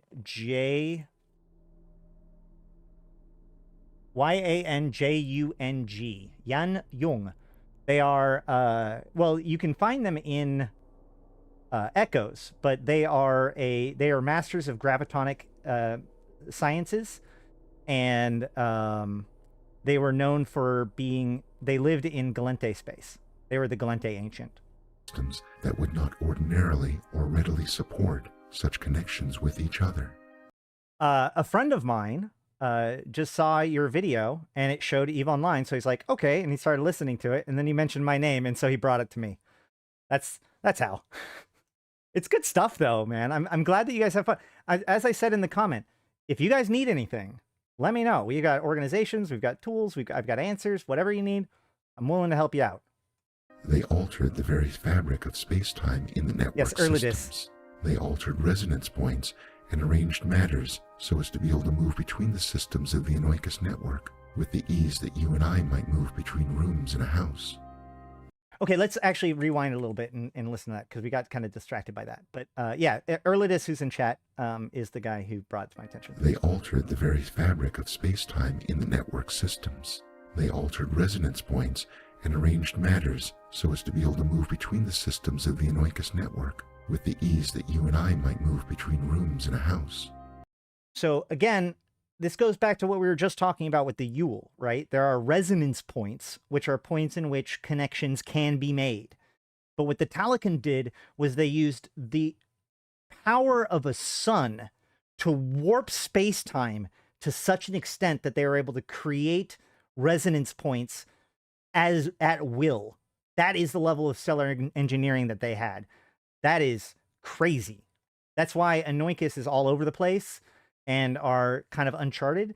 They didn't just, like, it's not like a cluster of systems. They just kind of collected systems that they liked and stitched them into Anoikis, which is why there's so many, like, pulsars and magnetars and other crazy shit in Anoikis. This is not merely stellar engineering. This is engineering the topology of space and time so as to serve a civilization. This was nothing less than an attempt to focus the telos of the universe itself onto their existence and needs. Astounding arrogance, a hubris the likes of which casts we Jove into the role of humble mendicants to the impassive stars. We should be thankful that the Talican, while leaving their traces behind them, are no longer present in New Eden or Anoikis. Perhaps I think of that line every single time people are like, oh, I wonder if they're going to reintroduce Earth. And like, even Venial here is like, oh, thank God the Talican are gone. If the Talican were here, we'd just basically be at their mercy. perhaps the degeneracy of W477 TAC-P was what persuaded them to move on. However that might be, degenerate that star had become, and the potential for catastrophe was clear to anyone capable of understanding the situation. Given this, I think it is beyond question that the Sleepers themselves had established monitoring systems in W477 TAC-P. This would have been done by the Stasis faction as soon as they had discovered what was in that system and understood its basic nature. How did Second Empire Joe find that system at all? I would imagine the Second Empire discovered entryways into the Anoikis network in the vicinity of the Curse region. So this is interesting. We always focus on W477 TAC-P, but earlier they mentioned that there could be others, and here he's outright saying that they must have found a way into Anoikis that's closer to the Curse region, because Curse is like way galactic south, and the Jovians now live in galactic north. So one of these mysteries is how and why the Jovians migrated that far. So the idea that like the Sleepers, as they're escaping the Jove Empire, they escaped in such a way that would lead them through Anoikis to W477 TAC-P would explain how that link happened. But what that means by implication is that there are other Talican Dyson swarms that we have yet to discover. When? Where? Who knows? But I would guess late, perhaps even shortly before the collapse of the Second Empire. The discovery may even have precipitated that collapse in some manner. My thoughts exactly. Coincidences occur, but there are rather too many associated with the Second Empire, Anoikis, and the Shrouded Days. Something happened, some encounter, some miscalculation, some psychosocial upheaval, and then, well, chaos and the darkness of knowledge lost to history. Lost to us. However it happened, the Second Empire Joe found Anoikis, entered it, and, we can now be quite certain, the Stasis faction established enclaves throughout the systems of the network. You will know from your history of the Third Empire and the Jovian Directorate that there was always a mystery as to why so few Stasis people enclaves had survived. Some of us suspected something amiss, and it's sure that the Directorate Stasis people knew more than they told, but pressing these kind of points is not prudent, not among my people. Here's another coincidence to ponder, though. Why did the migration from Curse bring us so close upon the UUA TAC F4 region? I have my suspicions, but nothing much can be divined from the records. The time immediately following the Shrouded Days were a terrible period for us. It's a wonder we survived, and this time we had no Michael Boer to unite us. In the end, it was instinct, which goes so far as to show that deep down we are still human. You and Uria discovered Anoikis before the Society of Conscious Thought was founded. Why, you were contemporaries of Eor Labron, even Gordahoye. Gordahoje died many decades before I personally believe that Earth is dead. They were already kind of outstretching themselves, and New Eden was like a second lease on life. So I suspect that Earth has now, like, the other side is decayed pretty significantly, if not completely collapsed.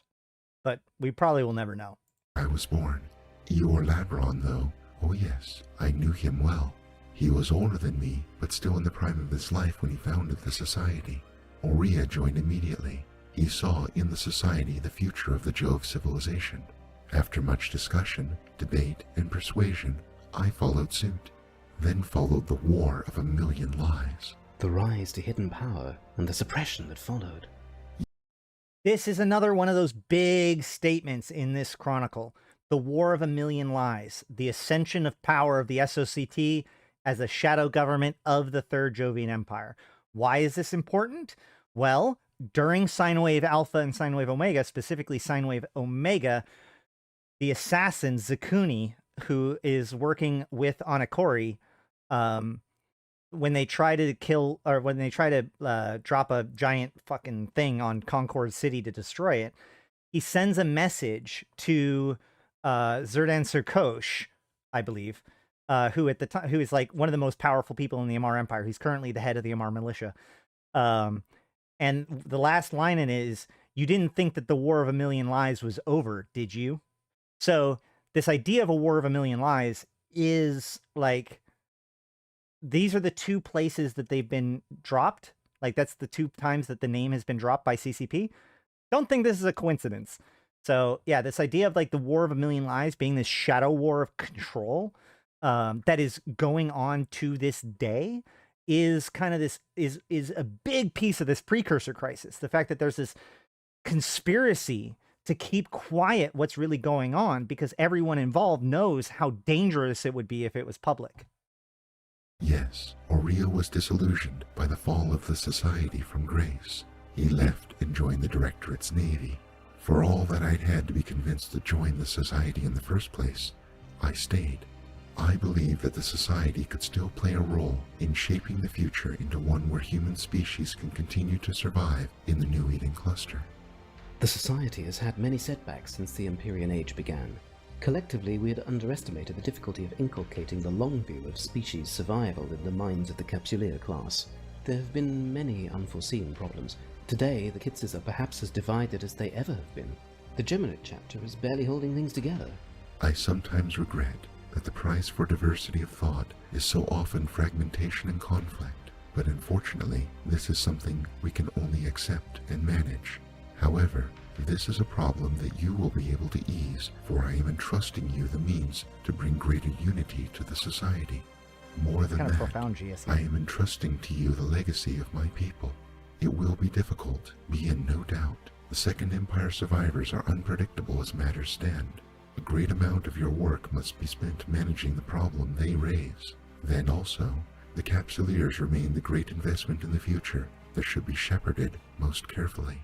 You can do this more directly only if you have the power to do so. I intend to give you and the Society this power. Come. So what he's saying there, and this is what this whole thing is about, this chronicle is called Inheritance, and this is what this chronicle is really about. The Jovian Empire is dead. Less than 100 or 1,000 of them remain. Venial is one of the very few that are left. The rest of them have fled. And even the few that are left are being degraded by Jovian disease, right? So the Jovian Empire is effectively defunct. But the Jovian Empire is an important piece of Concord. They're the fifth point of the spear and have been basically absent in Eve politics for quite some time. So what's really happening here is that Venial is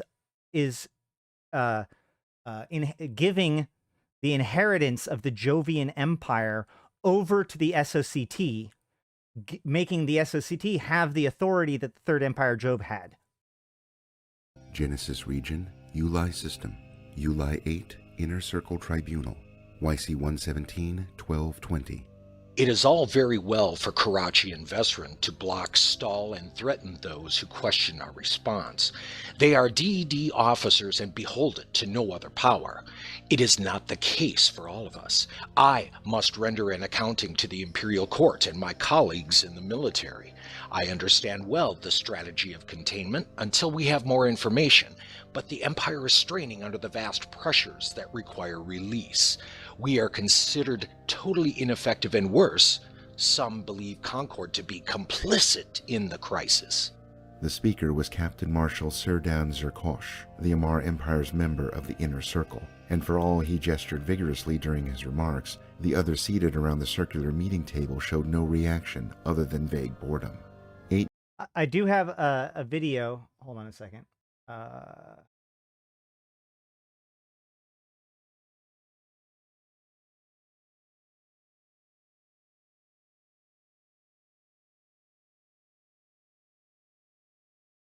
Do I have it? No, where is it? No!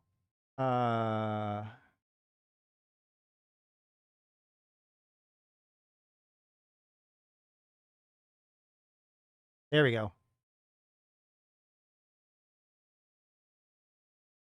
So I have this video called "Why Do the Amar Solar Transmuters Matter?" This was made when they were first starting out the solar transmuters, and I say they must be stopped. This person that's standing here in this picture is Zerdan Zerkosh. 8 men and women sat around a table that had seating for 9. 4 of these were permanent members of the Inner Circle, drawn from the ranks of Concord's own hierarchy and representing the ongoing interests of the organization. The other 4 were nominees from the core empires of New Eden, a practice that had been returned to as a matter of necessity in the wake of the Militia War Powers Act of YC110. The 9th seat always remained empty. Inner Circle President Sari Okanaya frowned slightly, looked around the dimly lit room, noting the expressions that could be seen on the faces of the Circle members sitting in pools of light around the table, and made an economical but very clear gesture of irritation with her right hand. Serdan, we all appreciate your difficulties when dealing with your colleagues in the Empire. We have, after all, discussed at length the appropriate response to the Drifter threat, with considerable time devoted to the question, not least following the death of Empress Jamil I. Assassination, you mean? Okonaya's frown deepened slightly, but she went on. Our policy has been revisited after each major event in the current crisis. Our conclusions have remained the same. There is not yet enough information on which to base an intervention plan. That being so, we maintain the policy of containment, bearing in mind our paramount directives must continue to be the priority of the organization. There were nods and murmurs of assent from the others seated around the table, even as Zerkosh shook his head in annoyance. Again, it is all very well for Concord officials and those from the empires who think themselves to have limited exposure to take this line. Here Zerkosh jabbed fingers in quick succession at President Okonaya and the Kaldari and Minmatar nominees. But the peoples of our empires are becoming aware of the problem. You must know more about this than anyone here, Malate. What say you? This last was addressed to Devon Malate, the Gallente Federation's nominee. Malate shrugged. It's obvious we have great media attention turned on the Drifters, and no shortage of instances being covered given the extent of our territory. But ultimately, it's just one more story competing with the everyday issues of our citizens. People are not as concerned with what goes on in space as you may believe. The Capsuleers are, though. What of them? They are constantly stirring up trouble, always going into Anoikis or messing about in ancient ruins. Then they blare their asinine speculations to the whole of New Eden. What of them? What indeed of them? Asked Matsuresh as he stepped into the pool of light that surrounded the empty 9th seat at the table. The men and women sitting around So the head of the SOCT has now just walked into the Inner Circle of Concord. the table sat stunned for a moment, but Sari Okanaya was quick to recover her composure. Machi Raish, we had thought your long absence from interstellar affairs indicated your death. It's good to see you're alive, though your presence here demands a very clear explanation. Never mind about that. This man directly interfered with Her Imperial Majesty's ship only weeks before the Drifter attack that killed her. This man is involved with the drifters in some way. He should be interrogated immediately. I would counsel very strongly against taking precipitate action against my person, or indeed the society. The death of Empress Jamil is regrettable, but as she herself so obviously appreciated, was necessary. Seeing Zerkosh was close to exploding, Seri Okanaya quickly cut across the Amar and questioned Raish. What do you mean by her death being necessary? Surely you realize that such a remark calls for precisely the treatment that Captain Marshal Zerkosh demands. I do not know how you entered this chamber unannounced, but you will not leave it so easily. Okanaya knew that by now a range of automated weaponry, of kinds both lethal and incapacitating, were trained on the Elder. By way of answer, Raish smiled, stepped forward to the table, and placed his hand on the neurochemical reader that sat discreetly by the empty 9th seat. A clear, harmonious tone sounded, a tone that everyone around the table knew signified the reader's recognition that the person activating it was an authorized member of the inner circle. Seri Okanaya slowly stood up, her mask of composure now entirely gone. How is this possible? She pointed at the reader. That device is set to acknowledge only the authorized nominee of the Jove Empire. It can't possibly recognize you. It won't recognize anyone. They're all gone. They are indeed, for the most part, gone. Certainly, the Jove Empire and the Jovian Directorate are no longer functioning entities. To that extent, the Jove are gone, but they did not leave without setting their affairs in order. Okanaya had noticed a growing number of alerts scrolling down her screens, and bent to look at them quickly before looking back up at Raish in amazement. You've reactivated the Jove participation protocols. You have access to every aspect of Concord operations. How? Matshi Raish smiled again, sat down in his place, and clasped his hands together. It is quite simple. The Society of Conscious Thought have inherited the mantle of the Jovian Directorate. From this point onwards, we are the 5th point of the star. Seri Okanaya slowly sat back down, looked at her displays again, then looked at Raish in the eye and nodded slightly. Raish nodded back and steepled his fingers, leaning back in his chair. Now, what can you tell me about the Upwell Consortium? There you This go. concludes today's reading of Episode 46, Inheritance. Thank you for listening. Additional voices for this episode were provided by Cerulean Voth, Eleanor Rodan, Irithine, and Random McNally. If you are interested in learning more about the rich history of the EVE universe, please visit the EVE Chronicles site at universe.eveonline.com. All right, so that is Inheritance, okay? This is, as I said, one of the most important chronicles in EVE. I want to show a couple other things just to, I want to show a couple other shorter videos to kind of put some of this stuff that we just heard in context. So, let's see. EVE.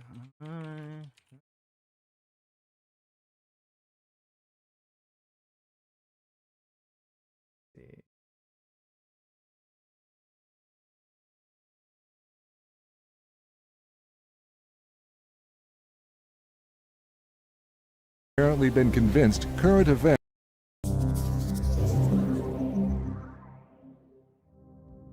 The Turner system's star appears to have been destabilized beyond recovery by the activity of the prototype stellar transmuter placed in orbit by the Amar Empire. Stellar radiation emitted by the star has been fluctuating at ever shorter intervals, seemingly heading towards an imminent crescendo. Scientists raised the alarm upon calculating that the interval between radiation spikes has been decreasing in a linear manner, indicating that a terminal phase will be reached at around 1700 hours New Eden Standard on November 2nd. What exactly will happen during this posited terminal phase is debated, but the common consensus is that a major stellar event will take place. One leading theory is that a radiation burst and stellar mass ejection similar to that seen during the Salin incident of YC125 will take place. While the output and scale of extreme stellar events can vary widely, any effects from such a catastrophe are expected to be significant across the system. On the orders of Captain Marshal Sirdan Zerkosh, the Amar Empire crew manning the stellar transmuter in Turner has been drawn down, and engineers are reported to be working on shutdown procedures. Orbiting closest to the star, the planet Turner 1 and the Republic station around it are believed to be at grave risk of catastrophic damage or destruction in the event of a stellar event of similar scale to the Salin incident. Despite offers to raise wages and give substantial hazard pay bonuses, planetary industry workers on Turner 1 have begun to evacuate from the planet. Thousands upon thousands of workers and their families are leaving, abandoning their equipment and leaving subsurface settlements empty of human life. Amar occupation forces have also long since left the planet, taking their own support workers and slaves with them. The only group willingly remaining behind are those nomadic descendants of the original Minmatar settlers of Turner 1. These nomad clans lived in isolation for generations before interstellar trade and planetary industry began to make their presence felt on the rocky desert world. The nomad clans have apparently been convinced current events are caused by intervening spiritual forces due to the teachings of a shamanic figure known as Tanuk Gufran, the Absolver. He preaches that the planet and wider system will be purged of the conflict introduced by industry and war, leading to a transformation of Turner 1. The bizarre teachings of the Absolver are taken seriously by Minmatar traditionalists as the ways of the clans of Turner 1. And combined with the Amar presence, this has stymied efforts to evacuate the sizable yet untallied nomad population. Republic Fleet Hetman General Kanth Filmer has hit out at the Amar Empire for its reckless ambition and monstrous negligence in deploying and operating the stellar transmuters. General Filmer also condemned the Amar for hindering evacuation of the population from the system. Amar Imperial forces have refused cooperation offers and flatly rejected efforts to broker a truce. The Empire's stance has made it impossible for the Republic fleet to mount a major evacuation operation. Nevertheless, flights of transport ships have infiltrated Turner and are struggling to move people from the Republic Parliament station above Turner 1 onto other stations further out in the system. The desperate hope of Minmatar rescuers is that a major stellar event will not doom the entire system in far-flung stations, and planets will provide at least some shelter from any cataclysm. Further complicating efforts to cleanly evacuate threatened populations in Turner is the presence of the Blood Raider Covenant and the Order of St. Tetramon. Hey, that's happening in the now. general celebration of their annual blood harvesting festival, the Blood Raiders have taken advantage of the increased chaos and conflict in the war zone to mount attacks on evacuation and military flights. If you want to know why the Blood Raiders have the harder sites in the specific areas that seem really random this year, it's because it was associated with the 3 stellar transmuters last year. The heretic hunters of the Order of St. Tetramon seek to oppose them, but as a notorious Amar military order, are hardly likely to be welcomed by the Minmatar colonists and fighters in the war-torn region. This is Alton Havery, reporting for The Scope. So this, let's see. Next, I want to show...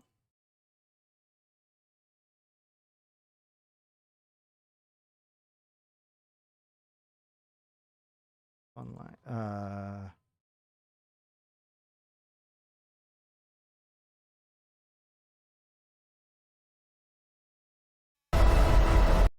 Oh yeah, shoot! I just realized. Oh no! Don't copyright! Don't copyright me!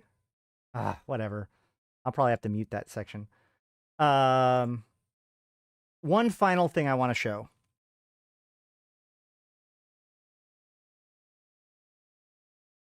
One final thing I want to show.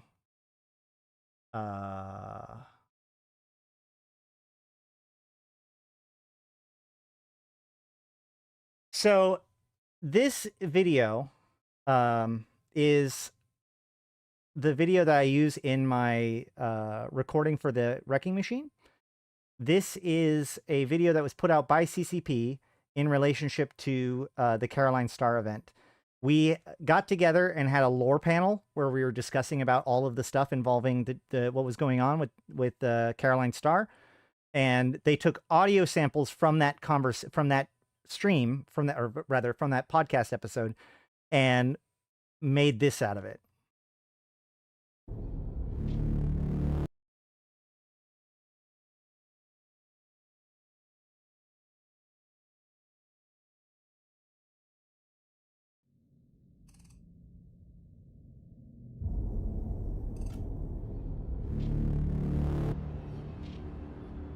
There is a strange, I don't know what you call it exactly, anomaly, a light anomaly, a star anomaly. And apparently the closer you get to Jove space, the better you can see it.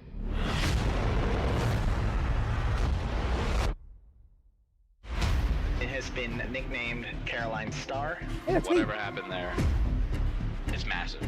What caused that whole thing to happen? Jovian stargates have gone offline. The circadian sleepers have also been appearing. All those things have been scanning everything that comes near them. The unidentified structures that have been popping up and disappearing. They are listening to you, preparing to explore, preparing for war.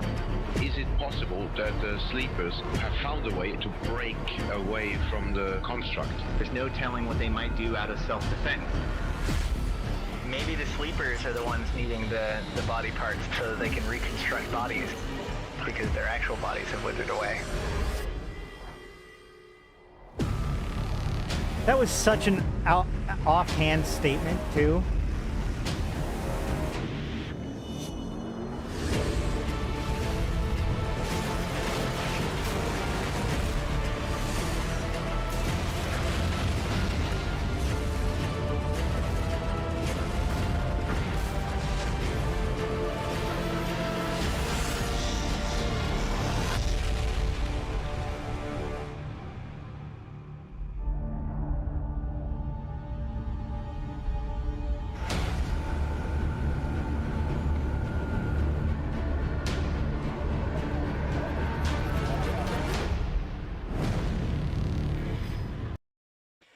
And that's it. That is the Emergent Threats trailer. This is the trailer that, like I said, that idea of like maybe the sleepers are the ones asking for the bodies.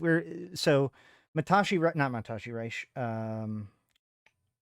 Highland Tukos put out a post on the forums, in-game or in-character forums, asking for people to bring the Jovian body parts from like early Eve history. There was an ambassador that got shattered, and a bunch of Jovian body parts got put into people's like item hangers, and so he was asking us to bring any of those Jovian parts back to Site 1, which is where he operated. Now, we found out later that this message came after he was killed by the drifters. So the question was, who was this dude? What is this guy who's pretending to be Highland Tukos? And what do they want? Why are they asking for these Jovian body parts? Because he even like messages a second time that's like encoded, and it basically says, hey, don't believe me. Like it's all fucked up. So there was this question about why is there a request for these Jovian body parts? And just offhandedly, I'm like, well, maybe it's the sleepers that want it because their own bodies have withered away. And CCP put that in the thing. And that is how, after that, what's his name? Naiden from Crossing Zebras started calling me the lore czar. So that's how it all began. I think that the big message out of the last hour and a half or so of this stream, I want to, as we move into the future, I want to point out that like how interconnected all of this is, right? You know, Zerdan Sukosh, the Drifters, the Trig, the Deathless, the Angels, like all of these things are way more interconnected than people believe. And so, you know, I say this all the time. When people think that a plot line is being ignored or whatever, probably it really, I mean, like, yeah, technically, but like there's a lot going on in space. And sometimes people are quieter than others. You know, some groups aren't making big news at the moment. Some others are taking all the news highlights, but that doesn't mean that that there's nothing happening with the Drifters, right? Because like, Trig's story is the Drifter story. The Deathless story is the Drifter story. Zerdan Sukosh is associated with all of this. Not only is Zerdan Sukosh associated with the Amar militia, but he is the guy who received the message, the War of a Million Lies isn't over, which implies that he knows about what's going on. So like there is levels to this shit that we have barely even scratched the surface of, but I firmly believe that the answers, at least some of them, are there. So that's why I want to teach you guys, and hopefully we'll be able to figure things out together as we open up the Fulcrum, bring it back online to full power, and maybe discover some of the mysteries of the Jove, including maybe what happened to cause the Shrouded Days. We're going to have to see, though. This is all stuff that is going to come with like Vanguard and Havoc and all that stuff. I will see you guys tomorrow. Hopefully, like I said, I will be doing a bonus stream tomorrow where we'll be just talking about stuff. And then on Thursday, we'll be doing the playtest and my first sponsorship, which I'm really excited about. So please, guys, make sure to be there. Like and comment on the stream. Subscribe to the channel so that way you can get my videos when they go live.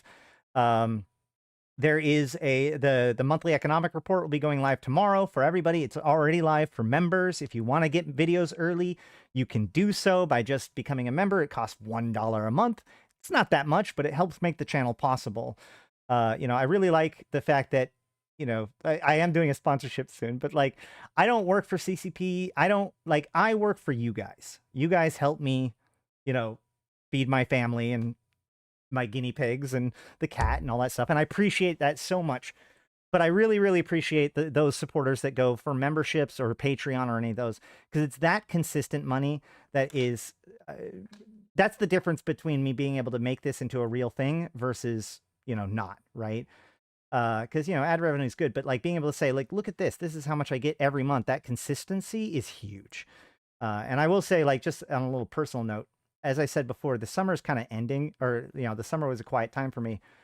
I am just trying to make it to the next payday right now. Like, I am not like, I don't want to make a big deal about it or anything, but I'm pinching pennies at the moment in order to do laundry and stuff. So, but it is going to be a lot better, having come back, things have done really well. I've had a lot of support, especially all of the members that are in here, Ganai, Sheesh, for example. And of course, Arydanika helping me out with videos and motivation and ideas. All of you guys who have participated in the convocation of Empyreans, helping maximize player engagement with EVE Online, those who've shown interest in the invited. Thank you guys, all of you. Those of you who've been in Aderon Robotics, those of you who have gone out and shown other people these videos, talked about me, done other podcasts where you bring up my videos. Like, you guys are awesome, and is the only reason why I'm able to do all this shit. So sincere thank you. And of course, my biggest thanks to my top supporters of Abyssus, Aikawarazu Chan, Arkas Ilring. Hey, there's Erlidis coming in with a membership. Thank you so much, Erlidis. Welcome to the Inner Sanctum. You get all of those cool emotes too, including now I have the Deathless and the invited logo. I need we got 3 memberships today, so like maybe 11 more members, and then I'll be able to get another emote, which will be Blood Raiders if it happens before the end of the Crimson Harvest. So just keep that in mind as well. Yeah, there it is. Oh yeah, also the Gristus and the Angels. I put those up there too. Yeah. Either way, back to the list. Arkas Ilring, Belligerent Neckbeard, Black Rose Noble, Dajat Lemmont, Drake, Federation Frontline, Ganai, J. Kuhn, Lumi, Midnight Space Monkey, Milk, Not Just Fun, Seats Aplenty, Serenolin with No Eyes, Shodanar, Syliana Vel'ash, Tgen Tgen, Nephilim, Grendel, Yantey Lepouf, Zaul Nex, Zero, as well as my Immortal tier supporters, 745 MPSI, Arydanika the Queen, Eboleet, May, Malak Starfire, Merc Utan, Nihilum, LM1, Sheesh, and Rid. Thank you guys so much, all of you. There's Joseph coming in with the membership too. You guys are awesome. I hope you guys find it worth it. Yeah, and I will continue to be here helping put EVE into context for you, my fellow Empyreans. In fact, I have been Ash Shrothi. I've been playing this game since 2010, talking about it since 2012, and I'm here to put EVE into context for you, my fellow Empyreans. Thank you guys so much. Without further ado, actually, Punchinello, we're just taking off. Thank you very much for participating and being here. And with all that said, until next time, I'll see you in space.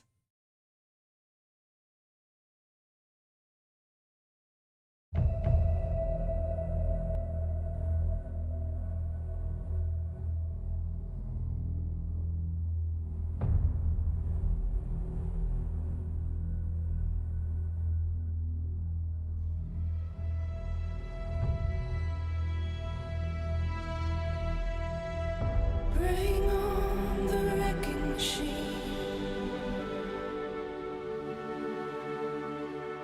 Honestly, a good example is my Chronicles. Like, Chronicles don't get it very much viewership compared to other things, so I'm only able to do Chronicle readings because I have support from things like patrons and members and stuff. So thank you.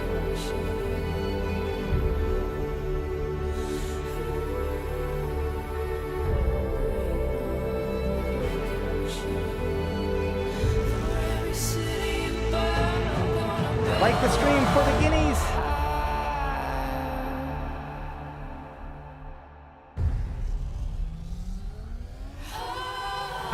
Bring on the wrecking machine, setting your dreams of heaven on fire. Bring on the wrecking machine.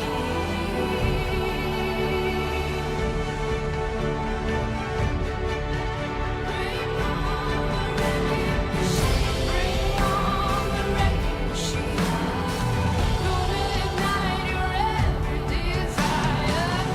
Bring on the wrecking machine. For every city you burn, let it burn, let it burn, let it